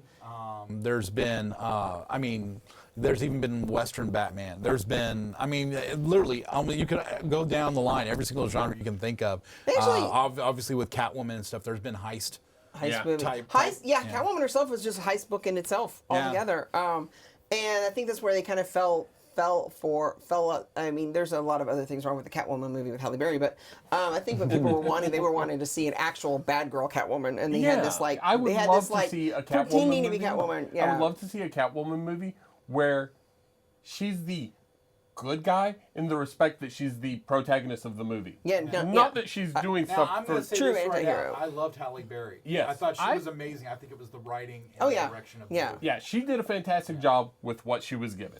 Yeah. There's also the belief now that superheroes in movies and the huge explosion of the superhero movies is that superhero movies are the modern westerns.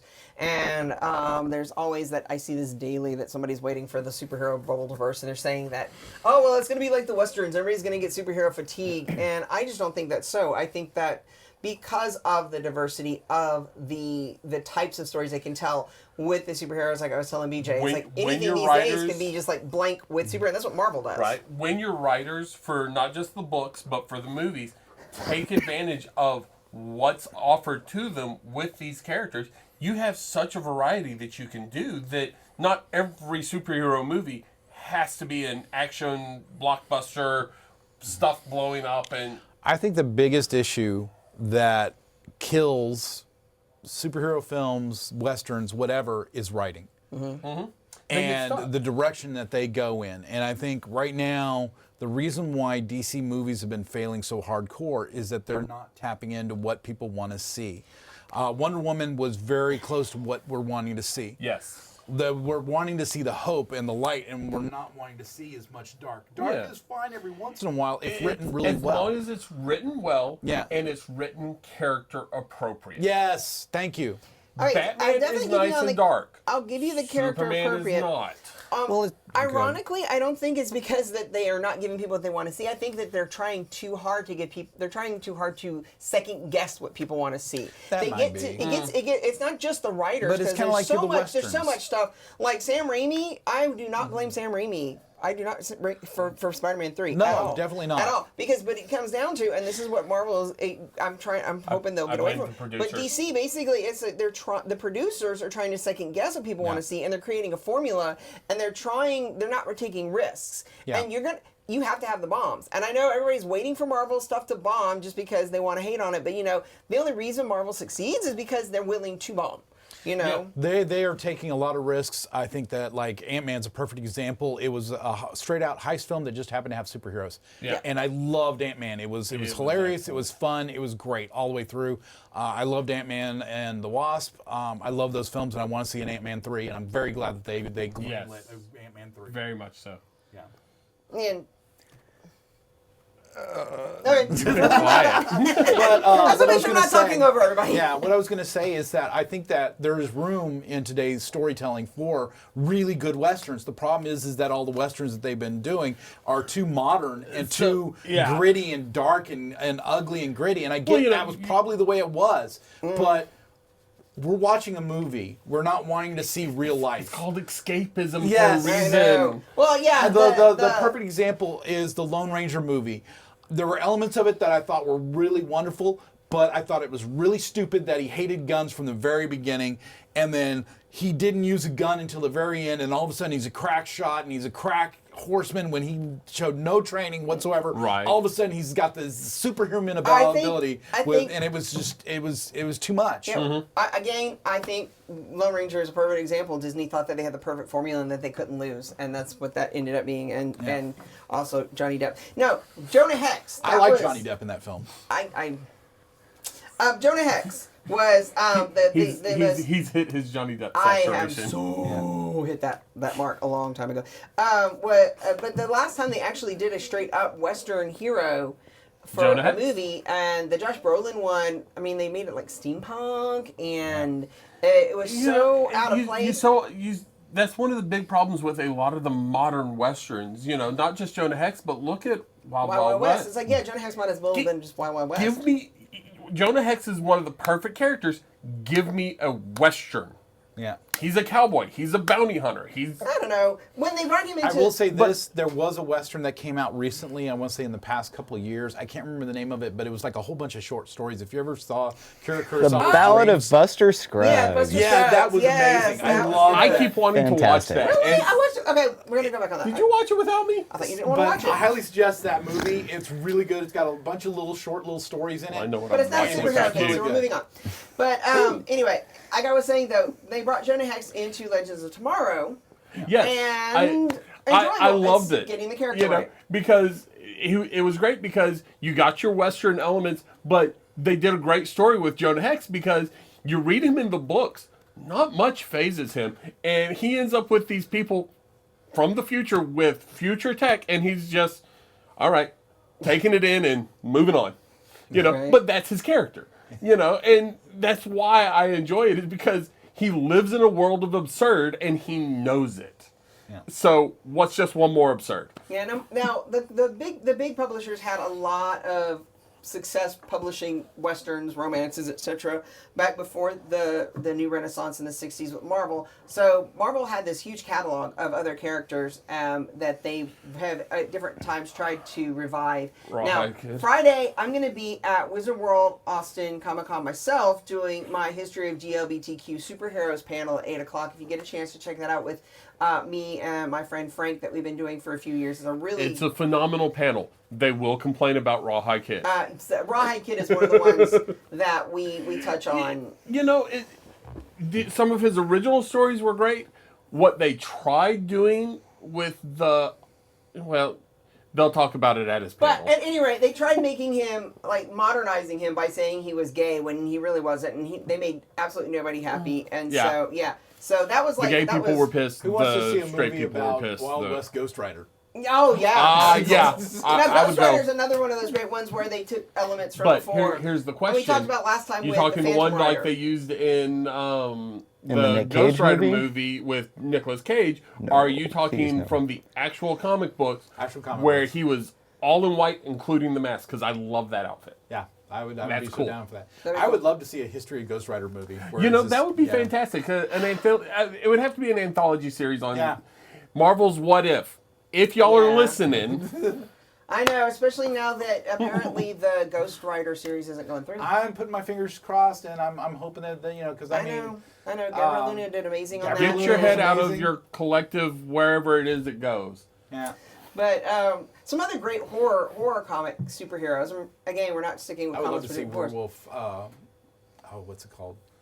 Werewolf by Night. Yeah, Werewolf by Night. Well, oh my God, Moon that Knight was is so coming, good. and like I was telling you, I would be really shocked if Jack Russell doesn't have some kind That'd of be hilarious. That would be. because if you saw last episode for Halloween and the Marvel horror heroes, and Moon Knight is coming to the Disney Plus or Hulu. I'm not sure now. There's always mixed information about that. Regardless, Moon Knight is a character that originated in the Werewolf by Night comic, which was If you haven't read them, it's really good. they're super fun, and I would be hard pressed to see that he wouldn't at least make some kind of an appearance. Although they did just reveal that Stained Glass Mary is going to be in the Moon Knight series, so I'm kind of cool with that one too. I'm not familiar with that character. She's one of the old school. Moon Knight doesn't have a lot of a rogues gallery, but she's one of the ones that I'm actually kind of cool with in there. Now, His a couple rogues other, gallery is in his head.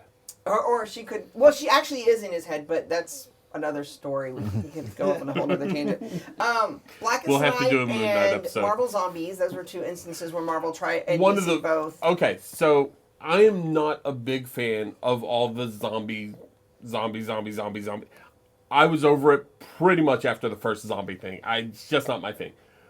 DC's Blackest Night was one of the best zombie stories out there. Because it wasn't so much a zombie story all the way across the board. No. A lot of it was just like undead superheroes, but there were some really good issues in it with some actual horror elements. Well, and not giving anything away because it doesn't. If you want to read the book still, I highly recommend it. One of my favorite parts, we were talking about it with some friends, was Hawk and Dove, because, when one of the rings went to resurrect Dawn, the original Dove... Avatar of Peace. Avatar of Peace, yes. It couldn't because it was plain and simple. He was at peace. He was at peace. I loved that. The detective comics are really good. It's ironic that Batman's main comic book that he's been in for years is Detective Comics, and even DC nominally gets its stamp from Detective Comics, and yet Batman kind of tended to swerve away from the detective thing over time. And there are even those that argue that the Adam West Batman was really more westerny, and than it was. He was more lawman than detective. It did have kind of a very spaghetti western kind of feel, which it was great. I mean, Shane. yes, yes, exactly. Yeah, and I loved it because it was Mom Parker. entertaining. Yeah, it was entertaining. It was fun. It was lighthearted, but yeah, it was more western. But as Detective Comics goes, But there were detective elements in there, which I loved. There absolutely was. Sure. There absolutely was. And then even over the years, I mean, there was Batman Murderer. There's or Bruce Wayne Murderer, I think. No, it's Batman Murderer. I thought it was Bruce Wayne. Maybe Bruce Wayne, yeah. Because Bruce is the one who ends up in. But there's some really great detective stories that have happened over time, and I really think Long Halloween has the potential, the movie, to really be that. And I'm but hoping in after addition that to they do Batman, Hush. you actually have a lot of other good detective stories. Sure Because about you have Hush. you have the question. I'm The curious. sequel to Hush. Do what? The sequel to Hush. Which one? Where, who is it? It's The original. Jim Gordon's son Oh, comes that's back right. and starts like murdering people, and then he has to kind of track him down. There's a whole Well, I interplay. know Is that originally it was Clayface. Clayface, yeah. Right? No. No, the original original Hush Hush was storyline was not really Jason Todd. It was Clayface. It was Clayface posing pretending to as be Jason I Todd. think you're Jason thinking Todd. of a different story. No. 'Cause Hush was the friend of Bruce Wayne's that Tommy Elliott. Yeah, Tommy Elliott is actually on the Batwoman show now. The very, Yes, very I first saw time that Red Hood came back, it wasn't actually Jason Todd. It was It was Clayface. Clayface. And Hush was Tommy Elliott, but he was trying to make Bruce think that Hush was Jason Todd. Yeah, right. But But the Long animated Halloween- movie got it really wrong, and it was a Yeah. disaster. Well, it gets over the Hush Imagine part. that. Yeah, but I'm really hoping that after they finish the Long I mean, Halloween movie that they're the- doing right now with the- Robert Pattinson, that they do a Hush movie after that. I mean, the animated the same story cast with going forward. where Joker gets Barbara. How much of that did they get wrong? Oh yeah. Now, as far as detective stories I go, mean, yeah, Long Halloween's a anyways. great one. For those of you who are not familiar, Long Halloween was a maxi series. It was literally a 12-month series and one issue every month, and it was the holidays, it was a calendar. story, and he was looking for a murderer, a serial killer who was killing by the holidays. So, you know, you had your New Year's murder in January, Valentine's Day murder in February, et cetera, et cetera. And the cool thing about that story basically is that it was a character study of all of his different villains, because whoever the villain was, we won't tell you, he was going through the Rose Gallery and he got a touch upon each of the classic characters. So the new Batman movie, everyone's speculating it's going to be at least some aspect of this story, because they've announced to date like at least 5 different villains now have been cast, and they're just adding more. And so it's like the idea. The latest is Austin native. Sorry? The latest is an Oh, Austin yes, native. yes. As of today, it's being announced that Matthew McConaughey will be Two-Face. Yeah. So we'll see how that goes. And Zoe Kravitz is Catwoman. Oh my gosh, what's the guy's name that is going to be... but y'all are fixating on Batman. There are other detectives, both in Marvel and DC, other than Batman. You have the Question, your all-time Great. favorite. I love Question. There's some rumors going around that CW is going to be throwing us a Question show now. I hope so. I've been praying for it, like, since day one. How many times have they mentioned Sun City? So 2 of my favorite... Okay, so I am not just a Spider-Man fan and a Stan Lee fan. I love Steve Ditko. And I love his contributions to the comic book community, especially his original creations when DC won him over. And a lot of my favorite characters to cosplay and to read and really get into are his stuff. Question and Blue Beetle are 2 of my favorites. Hawk and Dove. And on Hawk and Dove and Creeper, yeah, The he Creeper. goes on. But Question and Blue Beetle are 2 Batman-esque in that they have no actual powers kind of thing. And they have Easter egged the bejesus out of those guys on Arrowverse since like season 1. And Yeah.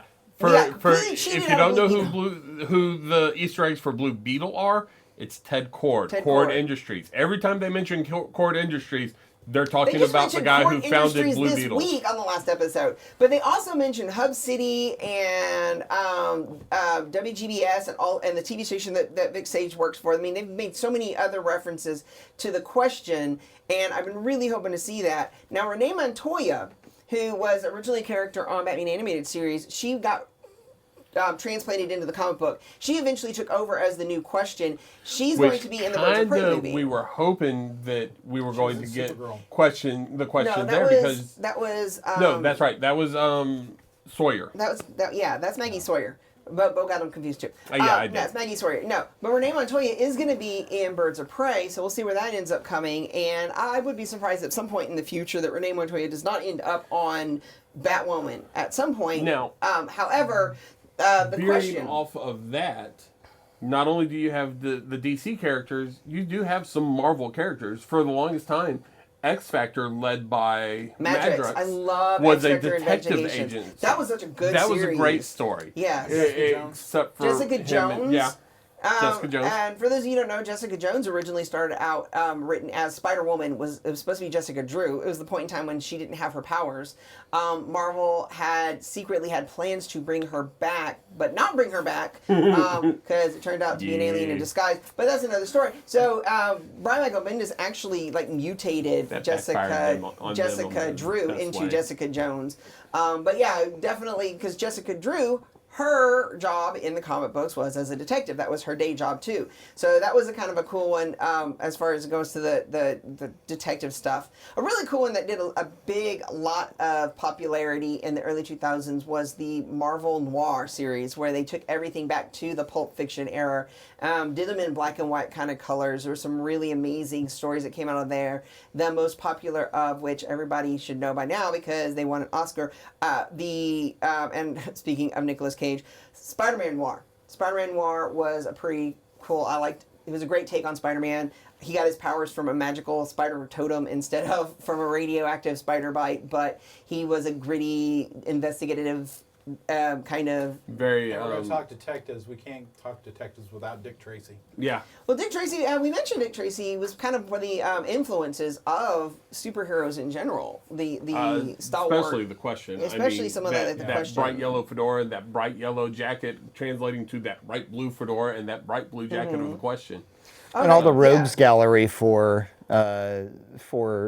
Dick Tracy And Batman. Batman having that kind of influence where you have absolutely weird looking bad guy, weird looking bad guy, Well, weird I mean, looking bad especially guy. like the gangsters in New York for Spider-Man. Mhm. I mean, Hammerhead. That, I mean, you can't tell me that wasn't a direct takeoff of something from Dick Tracy. Oh yeah.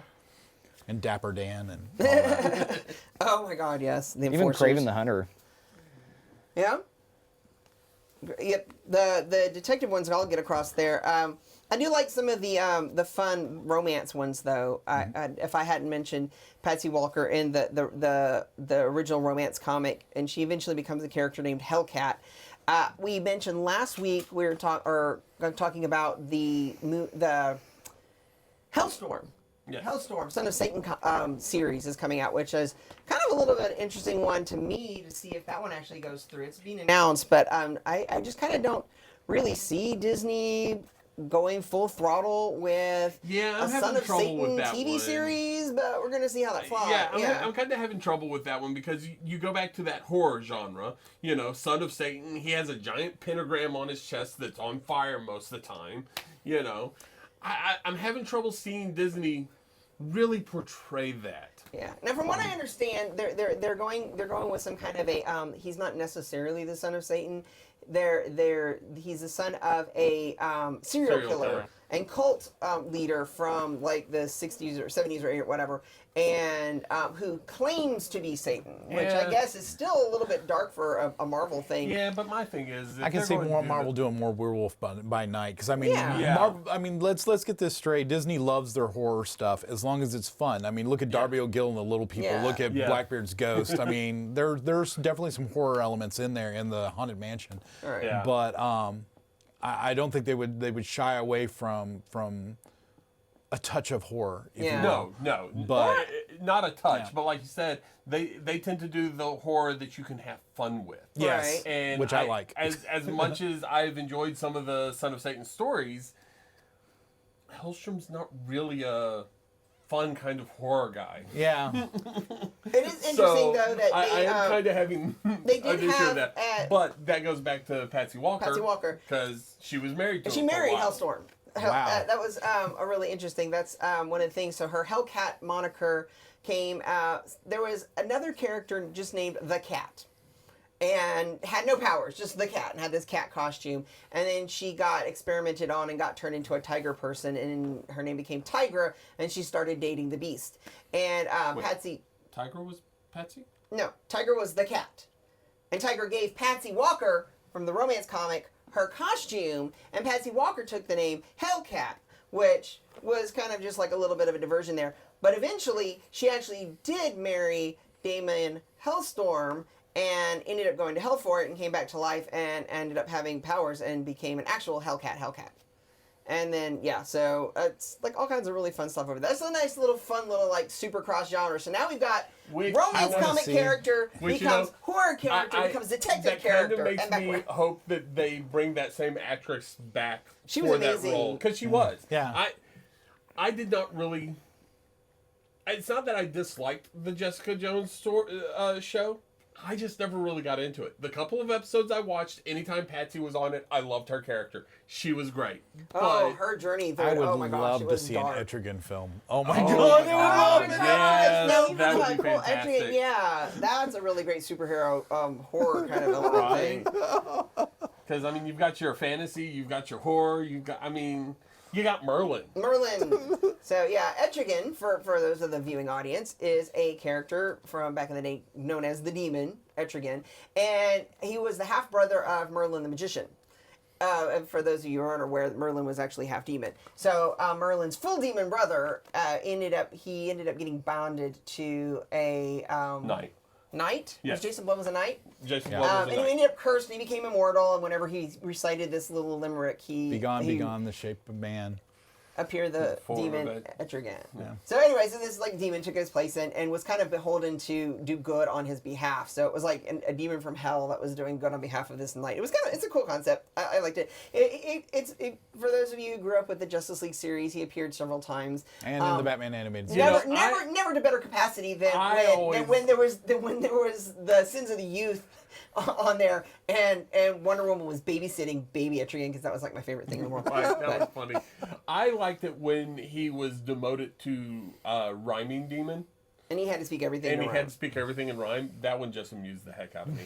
But talking about some fun, good little cross genres, and this is another interesting thing when you go back to talking about product of the time. A big, huge superhero / romance comic meddling when they believed that, to get girls to read comic books, you had to make them romance comic books, was Superman's girlfriend Lois Lane. And boy, let me tell you, there are some gems in that one. we can make a whole week's worth of episodes on that.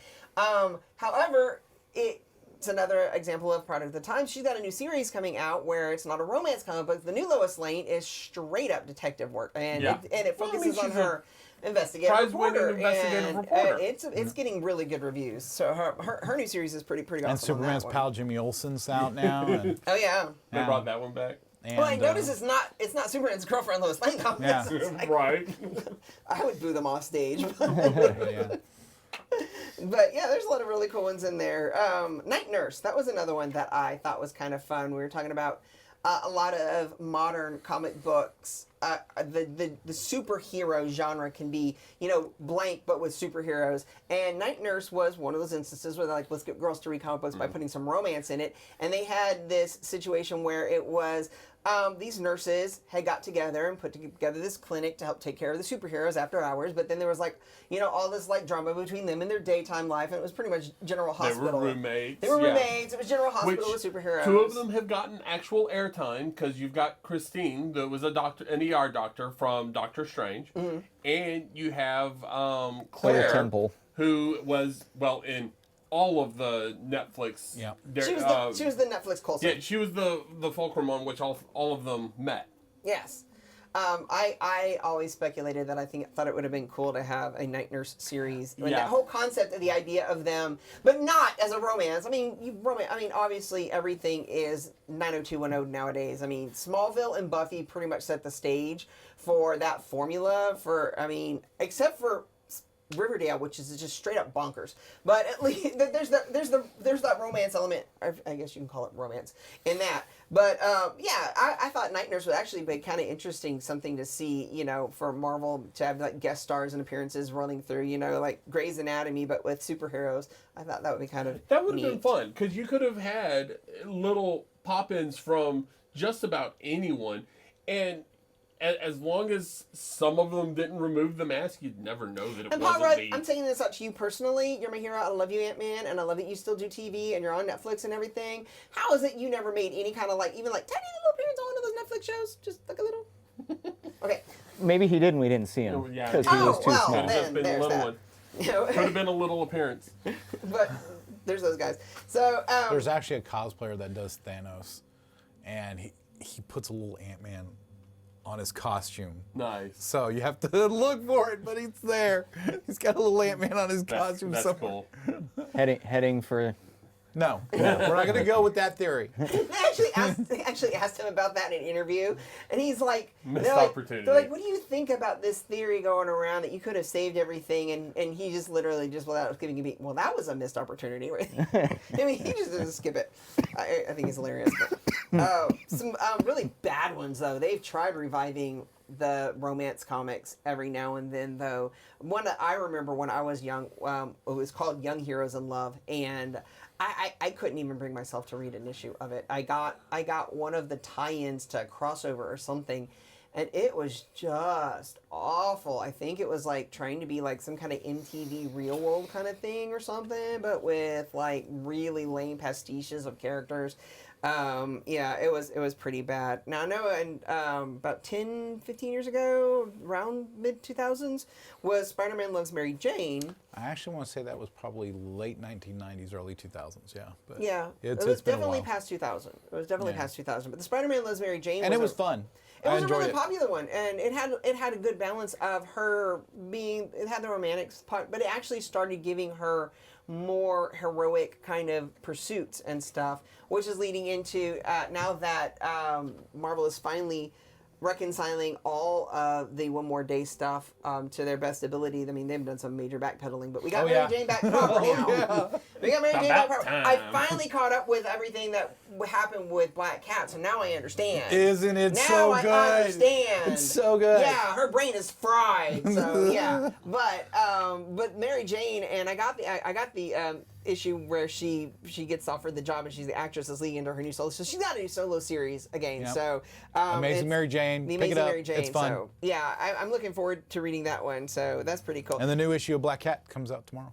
Number Nice. 6 of the Black Cat series. First. Now it's not so much a She's romance, been around but since that's definitely a 70 heist comic, and that's definitely a jilted lover comic.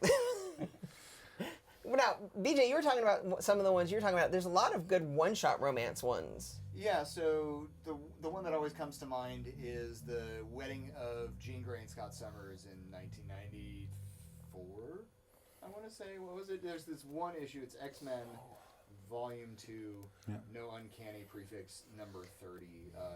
You got the comic, and it was the 90s, so it was polybag magic. Right. Wedding invitation. Oh, yeah. Yeah, it had the whole thing, yeah. And their first dance was to U2. And yeah, it had so much. Yeah, I've still got skipped my. out on the wedding, but Imagine he that. was there.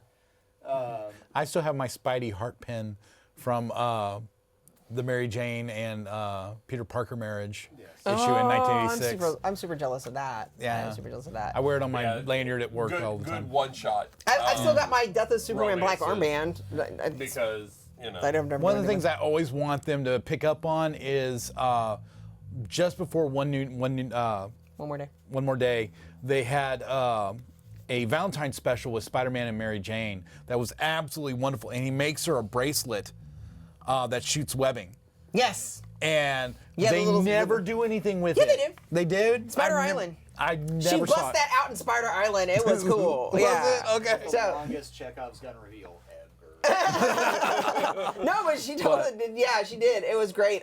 Spider Island was a really cool series that they had, and a lot of people got kind of tired of Dan Slott doing Spider-Man. I loved everything Dan Slott did because he really did his research. He really had his love for the character. He really showed his history, and he got all those little deep cuts. He put so many little things in there from like years back, stuff I had no idea about, and it all came back around. It was super fun.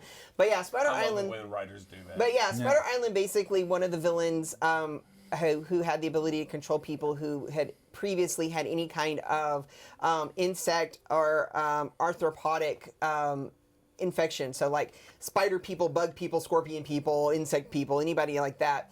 She could control their minds. So she used the Jackal, who was responsible for the clone series, to create a species of bedbugs with Peter Parker's blood in it. So basically they released this infestation of bedbugs onto Manhattan Island, and random people throughout the island of Manhattan started developing spider powers. It was a trip. It was really funny. And one of the ones but the thing is they all started mutating and turning like, they got more and more spidery. Yeah, Except for Mary Jane. Mary Jane got the powers. She knew how to use them. She bust out the web shooters. And then they go to try and figure out how to make a cure. And they take why her. she was never fully And they took her to the affected. Fantastic Four. And of course, Reed Richards, Mr. Fantastic, gets all flushed when he's trying to explain to her. Because they shared a It's toothbrush. because you, and Peter goes, shared a toothbrush? And he's like, yeah, that's why. Shared a toothbrush. So, anyways, it was really funny. So Mary Jane had a really good run with those little web shooters. I liked it. It was kind of fun. But yeah, I mean, I love when they do stuff like that, and they you know, I really wish that they would do more of it. Yeah. Well, I just read Hunted, and like I said, Black Cat got her brain fried, but she pulls out the Spider tracer? The spider tracer they gave her, like she's never used in the past 30 years of continuity. So Right. it's actually kind of cool. That all they of a did sudden kind she remembered all about it because of him telling her everything. And I Yeah. loved how they handled that, because immediately after Peter Parker told her, he takes off the mask, I'm Peter Parker, this is what's going on, all this kind of stuff. And she gets all of her memories back about all the time, because she was like, she knew they were intimate, but she couldn't remember anything else. And she couldn't it remember was, his face. Couldn't remember his face, who he was, nothing. And it really bugged her, obviously. You know. She became the Kingpin. But I was hesitant for Nick Spencer. But immediately he went and told Mary Jane Yeah. that he had done that. And then she was like, cool. You know, it was like they had an adult conversation. There was no drama. It was just, you know, here it is, and then it was like, okay, because he went and told her. You know, it wasn't like, oh, I better not tell her because then this and this, and then like later she finds out, and then all this drama. That is just It was the same pull thing your with Mary hair out. Jane. drama. And she's like waiting for him for a date, and he didn't show up for the date. And she's like, I'm like gonna go flipping out. She's like, it's a good thing I had a backup. She's like, she calls one of Peter's other ex-girlfriends to fill in for the date. She's like, Did they hang out? Because Peter's like, oh man, I really hope she understands by now. And she's like, yeah, I should really understand by now. And she's like moving on. She understands. She's like, Well, I will admit, on the romance front, I am kind of looking forward to the new X-Men stuff. Yes. See where they go with that, because There's some that's really out there. yeah, So we'll see. We'll see, because you know, Jean's back, Cyclops is back, Emma's still around, Wolverine's back. You saw the layout of their. Yes, I saw the layout of the summer house. I think the only X-Men romance that everybody is like consistently just happy with, even with the holding back, because there's a reason and understanding for holding back, is Gambit and Rogue. Yeah. Gambit and Rogue always worked because Gambit was so antithesis of what she needed and not what you think somebody who would need, and it turned out that he was exactly what she needed. Yeah. And it was just he broke her down, but he was he's like so roguish, and you're like, oh, he's just trying to get in her pants, but no, he was like gentleman, and he was understanding, and he was just like the whole time, and it was just like this amazing, like interesting, and everybody was always, Marvel, please don't screw that up. No, right? Please don't screw that up. Well, but I am really curious because, you know, in the issue, they show Cyclops, Wolverine, and Jean sharing a beer, and then you see Jean take one of the beers and go and hand it off to Emma. Of course, they're both sitting back to back sneering at each other. Well, but, you know, right. So I don't know. I am interested on the romance front to see where some of this goes because, yeah, they've decided, you know, screw the rest of the world, you know, so let's see where it goes. I am admittedly interested. Outside of the comic books, what are some of the more fun genre superheroes that are out in media, whether TV or movies? Well, as I said, I really loved Ant-Man. Yeah. Because, I mean, I think that's one of the reasons why the Marvel films are doing so well, is that they're not straight up superhero films for the most part. Most of them are like, okay, Ant-Man film is a heist film with a superhero in it. Captain America is basically a World War II genre, you know, propaganda film that happens to have superheroes in it. Right. Captain America 2 was meant to be more of a political thriller type thing. Well, you've even got Guardians of the Galaxy, your sci-fi space opera. Yeah. And, you know, kind of pseudo-Western even. Right. And then Thor was more of your Shakespearean, you know, I mean, you know, you get Kenneth Branagh. You get Kenneth Branagh to direct it. I mean, you're obviously wanting a certain thing. But, you know, I'm sorry. I loved the first two Thor movies. I did know too. that seems to be an unpopular opinion. No. I don't The think it other was that unpopular unpopular opinion until I have is that I think Ragnarok was trash. But I think it was half you trash. can enjoy it. It was half trash. BJ. So I personally, people poo-poo it all the time. I love Teen Titans Go, and I'm not, you know, a huge DC guy. I think that show is genius. You love Teen Titans Go also. I don't hate it, that's for sure. And I love it for what it is, and you're right, it is amazing for what it is. There's just times I just like, you can't not be glued to it. The Stan Lee cameo in the movie, where he cameoed and then went, oh, it's a DC, and then came back anyway. There was an episode where they were doing the Oregon Trail. And they all died of dysentery. Oh yes. The writing on that show for a show that's aimed at little kids, it's aimed at little kids who are going to be sitting there with parents who are going to get these jokes. It's definitely like. Well, I mean, that was very much what the Warner Brothers and Mickey Mouse cartoons were back in the day. Yeah. It's like Animaniacs, but with Robin and Raven and And I'm so glad they're bringing that back with all the original voice actors. They are. Yeah, Animaniacs. Yeah, it's coming. Yeah. It's coming. That's beautiful. Teen Titans Go has definitely got its strengths. I mean, I'm glad that we have Young Justice and I came back, and I really like the way that it's going. I'm kind of a little bit afraid that we're not going to get the Outsiders on Black Lightning because of Young Justice being the Outsiders. Because Black Lightning, it's really good, and it's got this really hardcore political message, but they've got so much that it's like you're like right on the edge for the Outsiders, and I swear if like it doesn't happen, I'm gonna lose. It's gonna just drive me crazy.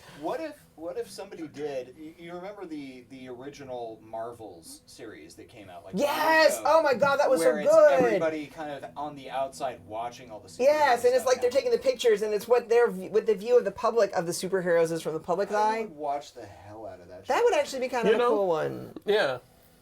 I think DC tried something like that. And this goes back to trying to create more diversity in the genres and taking a chance, and DC doesn't always just throw it away.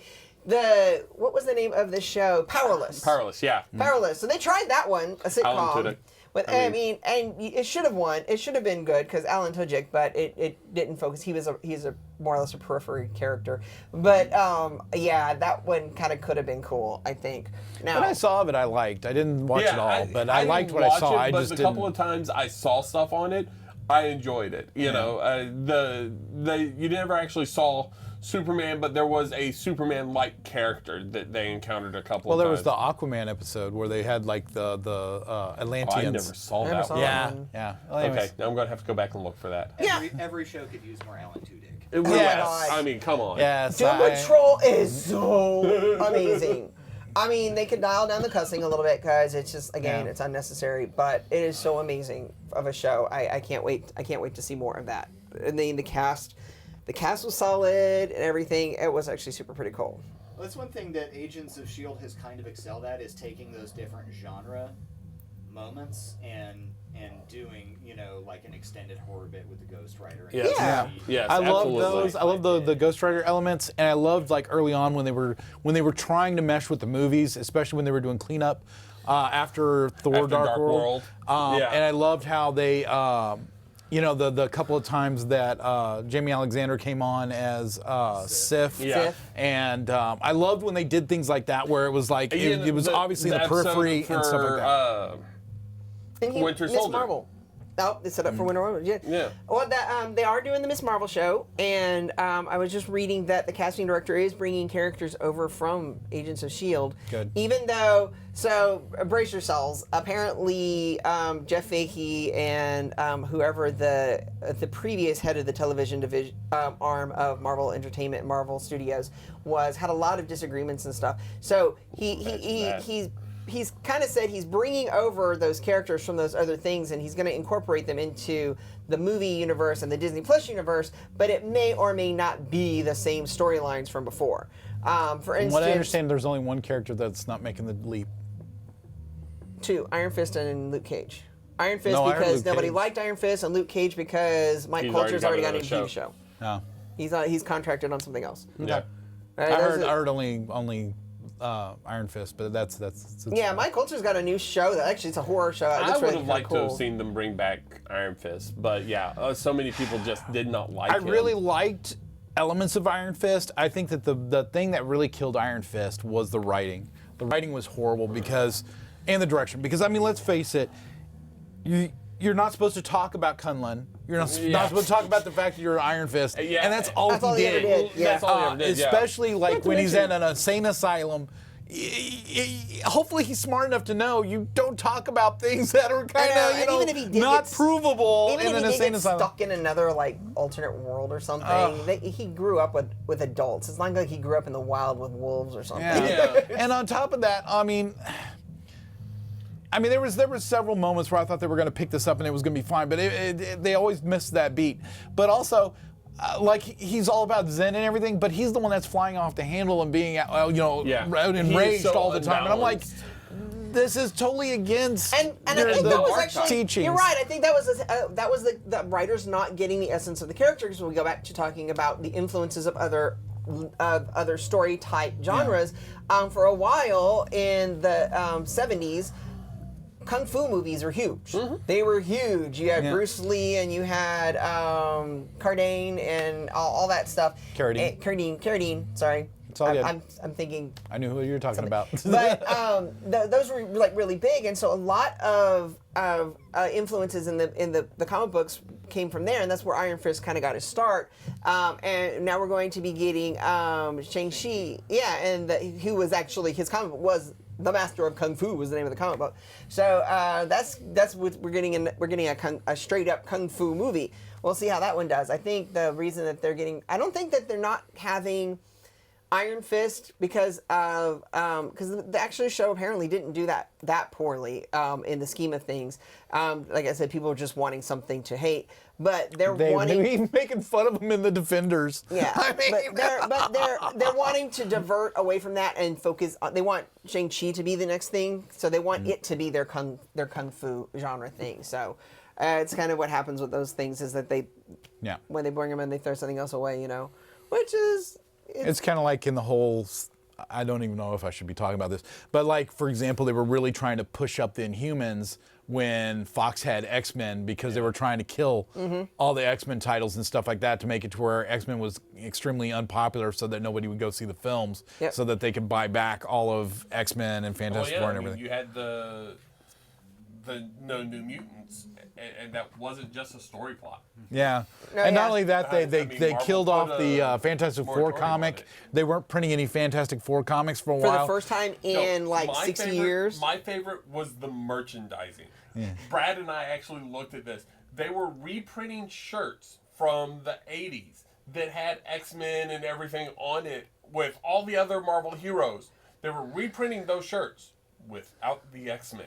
Or substituting with Inhumans or something. With Inhumans and whatnot. Yeah. So when Marvel said, I have a T-shirt that has no X-Men ones on it. They went heavy-handed on it. Yeah, all merchandising because and they were trying to get the rights. So now they're going to be pumping everything back up because, of course, with the new X-Men run with Jonathan Hickman. New X-Men, because they've got all the rights back. So of course they're going to be going hardcore. They've got a new Doctor Doom comic book. They've got all this stuff. Then they backed off of the Inhumans in the show because the spin-off didn't do as well as they wanted to. They really built up the Inhumans on the TV show, and the spin-off of the show didn't do as well as they wanted to. But now we're getting the Miss Marvel show. Where do you want to start with why that went wrong? We're not going to. I'm going to say budgetary.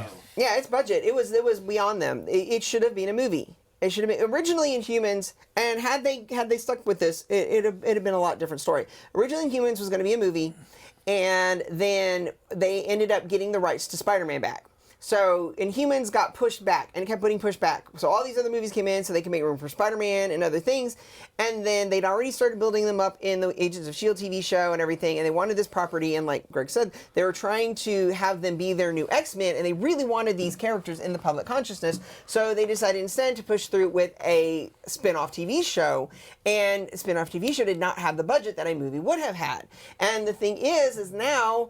And it kind of I found it a little bit disappointing, is that now instead of Inhumans, we're getting the Eternals, which is more or less, in my opinion, it's just the Inhumans, but in deep space instead of like just the moon or whatever. Yeah. Well, also, I think a lot of they were constantly, because of the budgetary reasons, they were like, okay, how can we cut corners? Okay, we're gonna shave Medusa's head in the first issue. What? Why have a character whose powers are super hair? And that's no hair. And then they can actually be clipped away with regular clippers. They can pick up big, huge objects. It's tough. They'd even shown that her hair was strong enough to break the thing's rock skin. Obviously, you're not going to cut those with regular trimmers. So. Yeah. But so that was kind of a. But they were constantly doing that. I think that all the budget went into Lockjaw. Lockjaw, yeah. All the budget went into Lockjaw. Just for the CG frame. Yeah, who doesn't love dogs? And Lockjaw's really awesome. Don't get me wrong. They wrote him wrong because he's not a dog. For those of you who don't know, Lockjaw was a human. He was an Inhuman, and he has a dog-like appearance. He has human intellect. He's actually a person.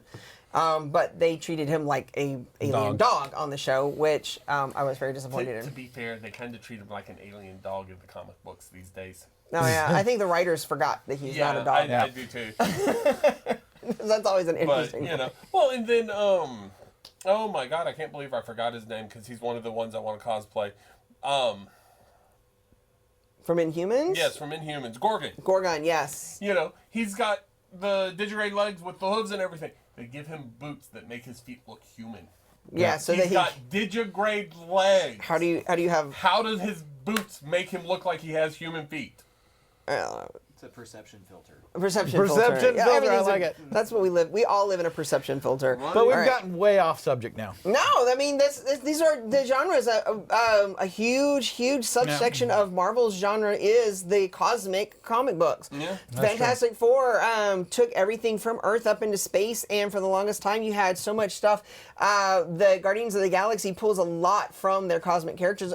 What we know of as the Guardians of the Galaxy now actually didn't occur in the comic books until after the Millennium. Previously, Guardians of the Galaxy was just a future version of the Avengers for many years, and the Guardians of the Galaxy movie was taken from a very recent collection of random cosmic characters from their cosmic genres because they were doing the story to bring their cosmic area and create a much like we talked about on the show last time with the horror comic books where they created the Midnight Suns imprint. They created this annihilation event where the cosmos was being annihilated and all the cosmic characters got together, and that's where they completely revamped Star-Lord's personality. Groot became a benevolent creature. Rocket Raccoon was a lot less cute and fluffy. It was things. Gamora actually was the most neutered because man, she was like hardcore before that. And Drax was big. He almost just looked like, originally he looked like the Hulk. I mean, nobody could tell the difference. So yeah, they changed all that stuff for that. Yet not to mention, Drax is human. Drax is also human. He's not an alien. He's not an alien. He's a human that was resurrected and given powers so that he could get revenge on Thanos for killing his family. So yeah, all kinds of fun things. But the movies again, though, they took their cue from that and they had their own. Well, we're going to take this genre and we'll put it in this area of the world. Big question. And give everybody their things. So. Do you guys think that Marvel is going to do another Howard the Duck movie? I wish they would. I really do, because most people, forget that Howard the Duck was one of your first comic book based movies. I think it was the first Marvel movie, was it not? No. I mean, No. Theatrical. No. No, because Not counting serials. there was a Spider-Man movie. Theatrical. Spider-Man movie was actually a TV movie. pilot. They just released it in theaters overseas as a movie because they were trying to cash in on the foreign market. There was an old Doctor Strange from the 70s. There was That an was old a Captain made-for-TV America. movie. Those are all made for TV. Yeah, were the Captain Americas? Mm-hmm. All the TV. There Captain was America's, a Fantastic Four and there was a Fantastic Four was Captain never America, released. but they were both never released. And Captain America 91 was released on video. The 1991 Captain America was released on video because I have That's it the one on where he's on VHS. the motorcycle and kind of stuff. No, that one's from the 80s, and that was a TV movie. That was The one where TV. he has the No, latex ears built The rubber into the mask. ears because Yeah. they couldn't figure out how to make his ears work. They just And went Red ahead and- Skull yeah. is Italian. And Red Skull is Italian. That's the one that was on the 90s. That was it was a not theatrical. red, and not red. And I yeah, had forgotten it was about that. he was red. Oh yes, that's right. He had surgery to make himself not red anymore. Yeah. So anyway, thank you for going down the rabbit hole with us again today into the various fun genres of superheroes. So hopefully it's broadened your mind and given you some more thought into what kind of things you would like to read and see. If we missed a genre that you like and want to talk about or want to give us some information, just go on to Brad's _red_webs. Oh my God, we didn't even do comedy. Speaking of Howard. They're all right. Definitely. Well, Batman. Brave and the Bold. Brave and the Bold. So, check us out on Instagram, and you can rewatch this at Kaiju Labs Media on YouTube. And if you get a chance to go to Wizard World Comic Con this weekend at Friday at the Convention Center, Austin Convention Center. 8 o'clock, I'll be doing my History of GLBTQ Superheroes panel with my friend Frank. It's an amazing panel. Come in and check it. Come in early because the last 2 times we did it, we had like standing room only. We were like actually having people leave. So it's a really good panel, and I would love to talk to you and give us a job. You guys a bigger room this year? I hope so. Yeah. I also, hope so. if you could do me a favor and like our Heroes of Texas page on Facebook. Yes, please. That is the cosplay group that 3 of us belong to, and we go and we do stuff with Dell Children's Hospital and stuff like that. And we just gave away comic books and candy as the Avengers and Batman for Halloween this past week. Halloween and Comic Fest. We do a lot of fundraisers, Donated by Dragster donations. Comics and Fantasy. Please like us. That'll get us to do more things and help more people. Yeah. So thank you for joining us, and we'll check you again next time. That's all for today.